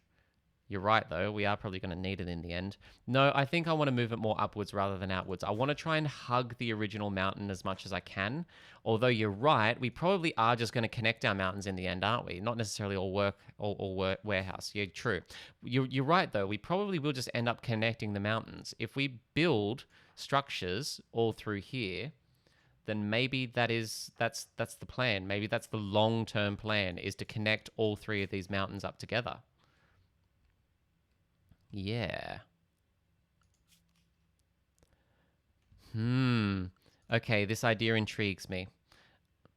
Could even use geothermal heating. We could just have this open indoors, heating the place up. We would have to make sure it's fairly well ventilated because geothermal heating can overheat the place pretty easily. Yeah, and close it without a generator. Exactly. It can overheat pretty easily, but if we make it a huge, big open plan area, though, like if we have this just pipe into the huge, big open plan hallway and stuff, no way will that overheat. And we'll obviously have ventilation to back it up. A big enough building, exactly. A big enough building with a vent as a backup to vent out any excess. That would be pretty cool. So maybe that's the long-term goal. Long-term goal is to get all of this. Oh, our galahs are back. During a heat wave, you're so right. If we do have a heat wave in the summer, that can quickly become deadly. Worst case scenario, open the doors and run the AC. Yep. Yeah. There are definitely options. There are ways we can do this. What's the time? Oh, it's past 8 o'clock already. I promised Danielle I'd finish up by 8. We might do just a little bit longer. Might go until maybe about 20 past. Gives us time to... oh, so Australia. Yeah, pretty much. Just take the Australian approach. Why not? That's the Australian way.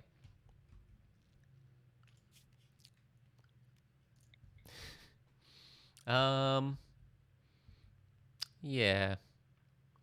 Okay. Have a room. Yeah, you could do that too with no roof, so you can vent straight outside like a chimney room. You would lose some of the heat though if you did that, but it's true. Look, worst comes to worst, you could even get someone in there long enough to just destroy a chunk of the ceiling, destroy a chunk of the roof. In a pinch, you could just destroy some roof and let all the heat out that way. There are definitely ways we could do it. 100% ways we can do it. Open up the vents there, seal off the vents to the rest of the house. Yep. Yeah, I'm on your page. I definitely think it's doable. I'm keen. So what are we going to do with up here then? Is this just going to become animals and stuff? Like, I suppose we could build a bigger barn, but do we need... I suppose we have quite a lot of animals. What to put in here? That's a question. This area just here. Oh, we're still on... Oh, sorry, we're still on bird camp. Sorry. Oh, thank you. Yeah, but what to do up here? In this area, though, I wonder. Does this just become animal space, or can we think of something to do there?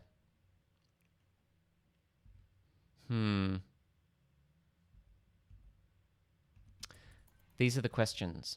These are the questions I ask myself. These are the questions that keep me up at night. Indoor animal space. Yeah, true. Yeah, maybe we do just make a big old extended barn area, just indoor space for the animals. All right. Yeah. All right. I'm not opposed to this at all. Whoop.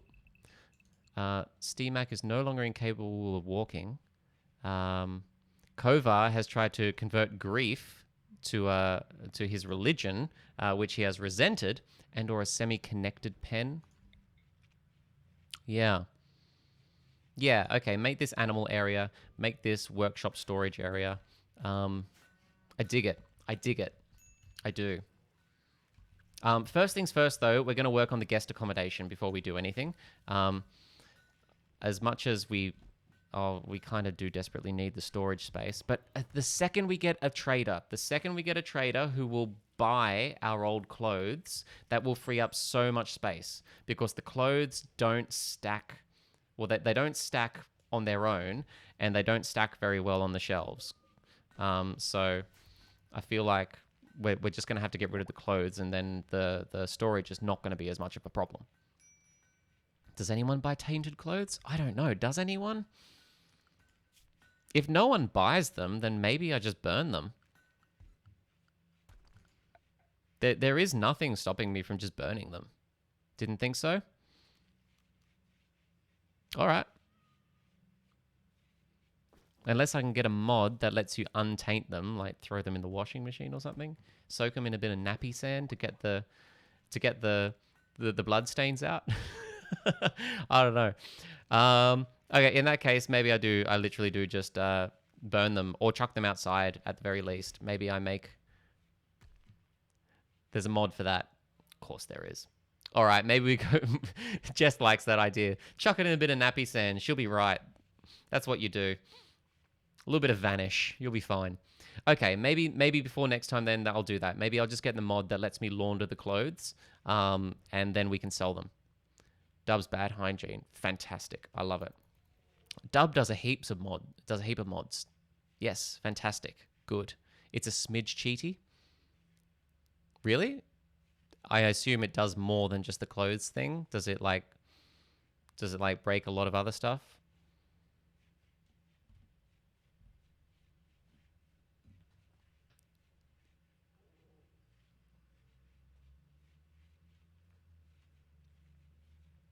There's other buffs to better hygiene. Right.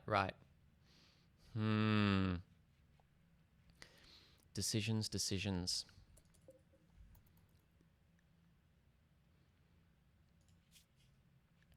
Is there a way to sort out tainted apparel from non-tainted?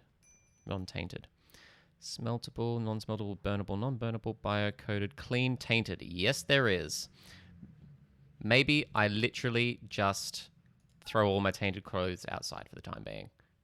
Because I don't want to install a mod that's going to break a whole bunch of other stuff. Rosellas are back. Hello, Rosellas. We have Burbs on Burbcam. What a beautiful little shot. Thank you.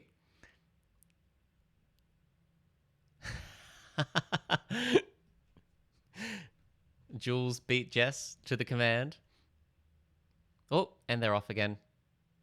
Beautiful little Rosella. Just gorgeous. All right, that's what we're gonna do. I'm just gonna put like a dumping zone outside. I could even just put it in this dumping stockpile zone for that matter, but even then, that's gonna fill up very quickly.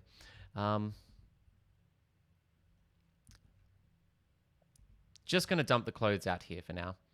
Just going to dump them, and we will deal with them at a later date. Crematorium time. Yep, crematorium time. Or put everything in a room and throw a Molotov cocktail at it time. That is also a valid option. I could just build a crematorium.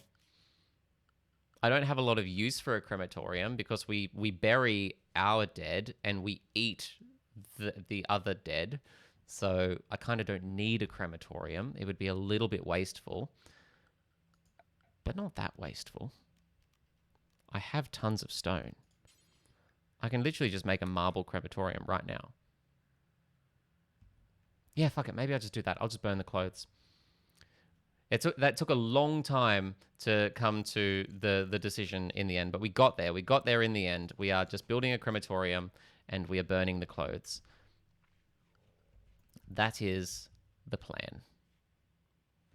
It's what we're gonna do.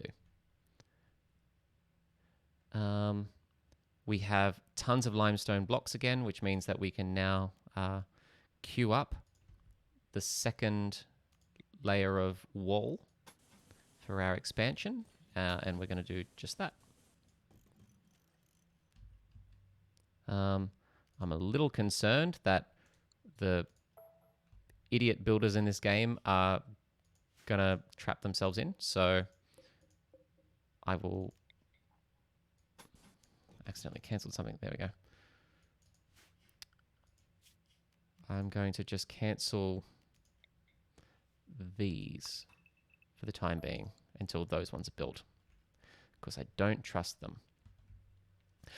Also, there is a minor possibility that we get someone stuck in here if they wall themselves in.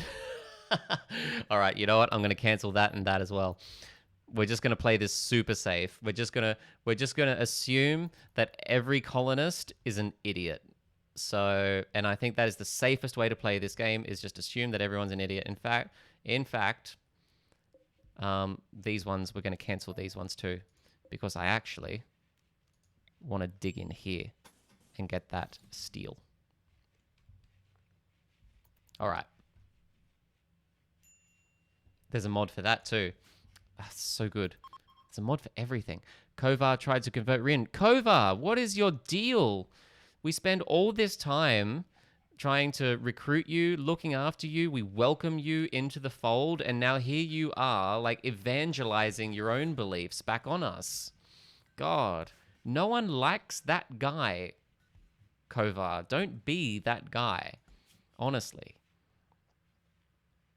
Kovar, you need to prioritize cleaning a bit more, because cleaning is important.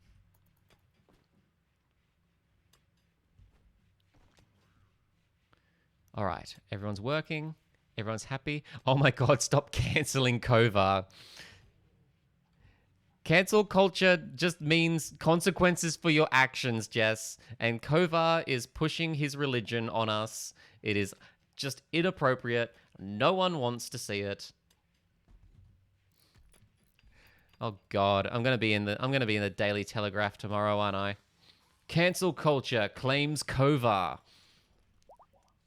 Just you wait. That'll be on news.com.au the first thing tomorrow morning. Cancel culture claims Kovar. One of those scary transgenders I've already been in the Australian. Well, I haven't. Comrade Hannah. I haven't been in the Australian. I'm pretty sure Jane was in the Australian. My running mate in the election was in the Australian. They did not like her, which just means that you're doing something right when it comes to the Australian. If the Australian is complaining about you, then you are usually doing something right. Oh, did it mention me too? Oh, wow. I never actually read it. I never actually bothered to read the article. I didn't realize it actually mentioned me. Ironically, I probably could have used that article to help me get a blue tick on Twitter back in the day. Oh, well. It's in the past now. Calling me Comrade Hannah. Okay, now I'm starting to call bullshit. Okay, here's the thing. That sounds so bullshit, but the Australian is so bullshit crazy that I kind of believe you. So now I don't know what to believe. So what is the truth? I can't believe, if that's the case, after all these months, I could have been going around calling myself Comrade Hannah. I could have literally adopted that as a new name. I could have adopted that as my persona, and yet I was not aware. I could have been Comrade Hannah all this time.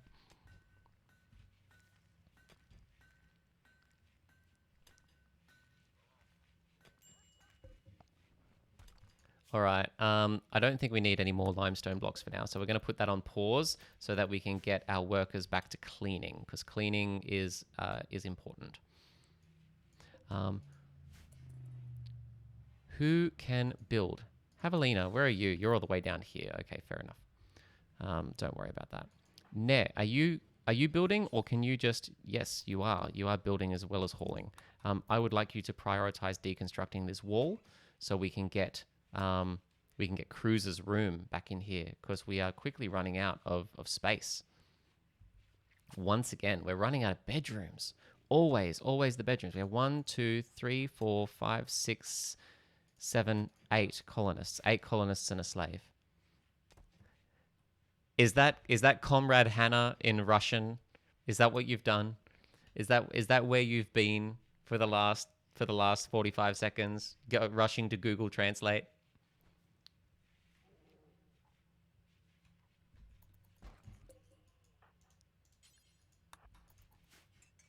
Da. Yes. Cool. Good to know.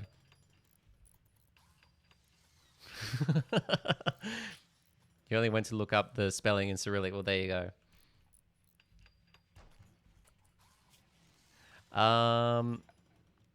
Right. Internal walls. Internal walls, we use the marble. Now you can't find the article. Stuck on the letters, but you knew the word. Oh, I hope the article's still up.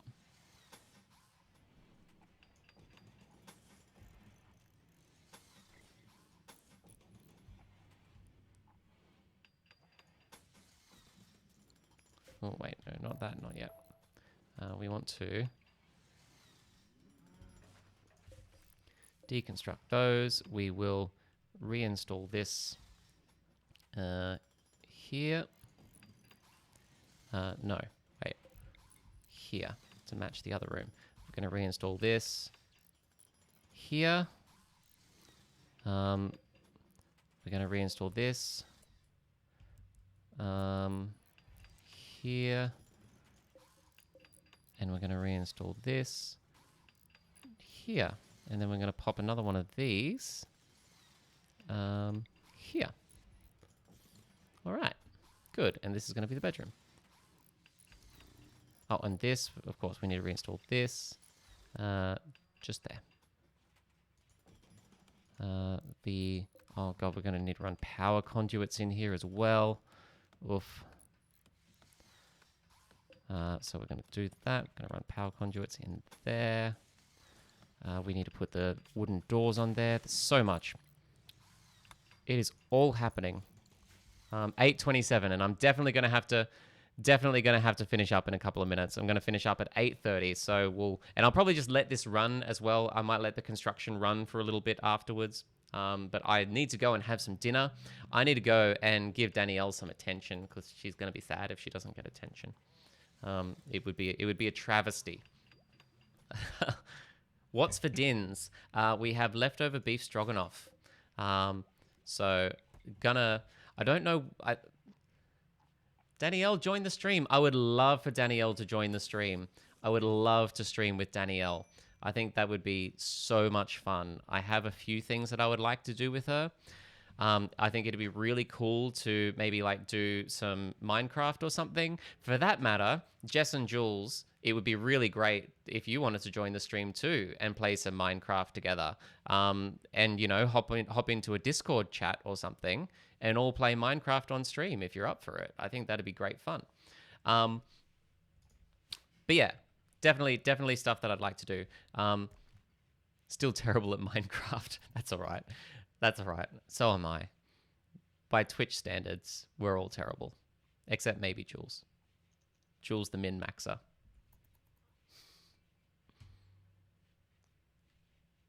Comic relief, exactly. Every series needs its comic relief character.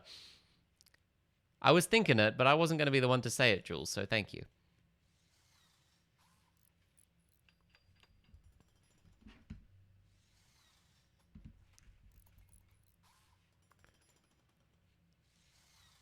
All right, there's a lot of work going on here.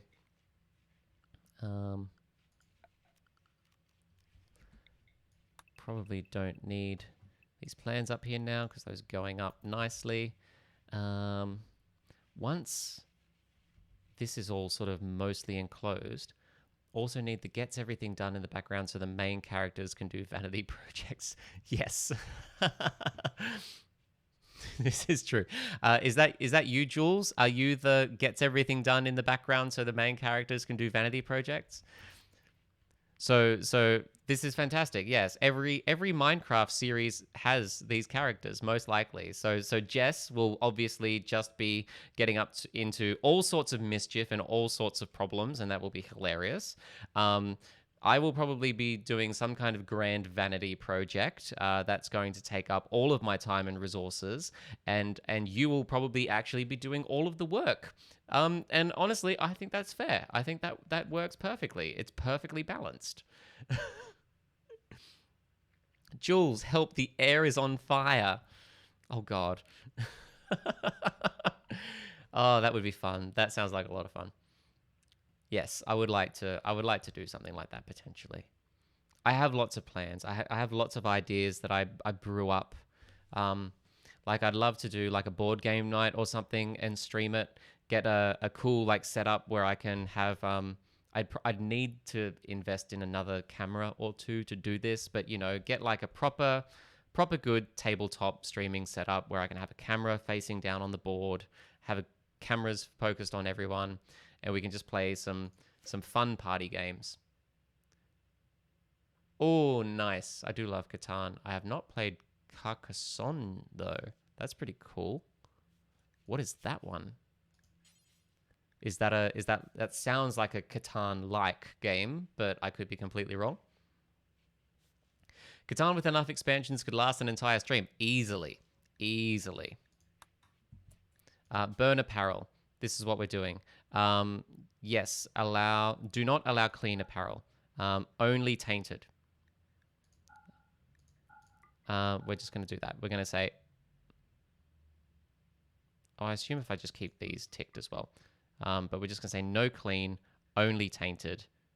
And that should do it. It's kind of like a city building game. Ooh, that sounds fun. Do forever. Okay. If I've set this up correctly.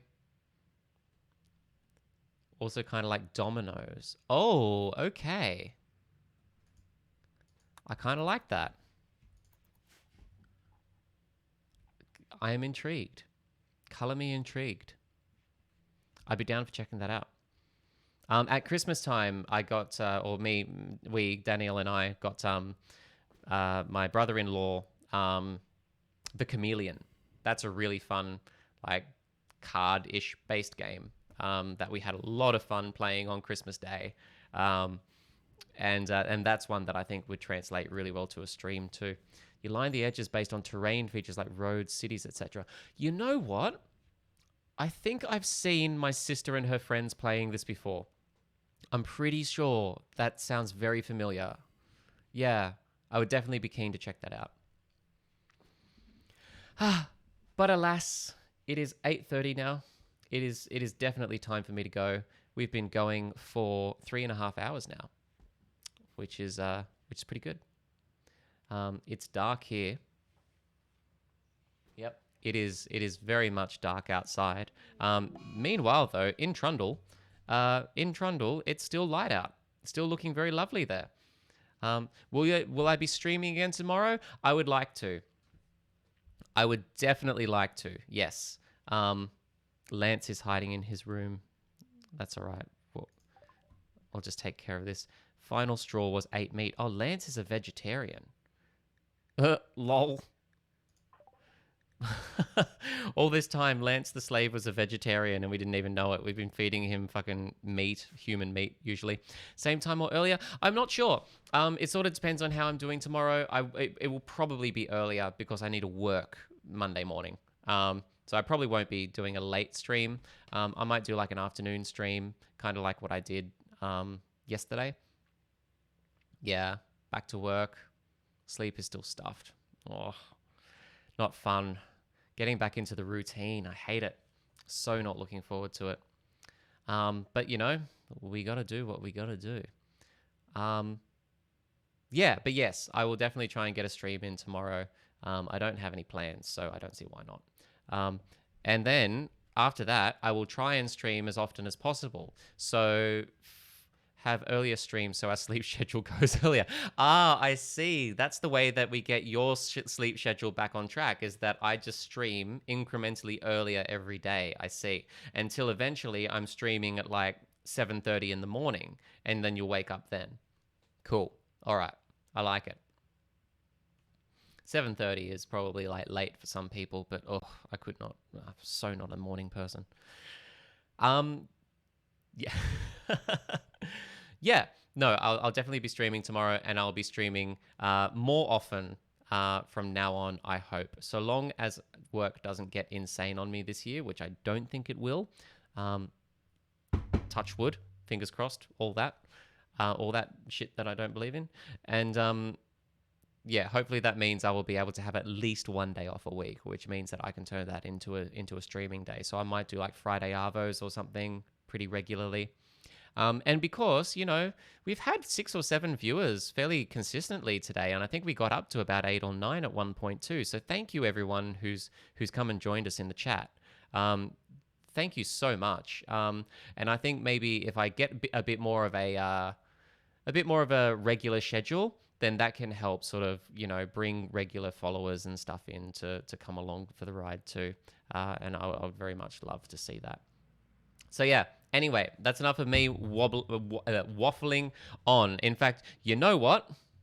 You sly dog! You got me monologuing! Yep, that's it. You got me monologuing, guys. I was talking for way too long, waffling on.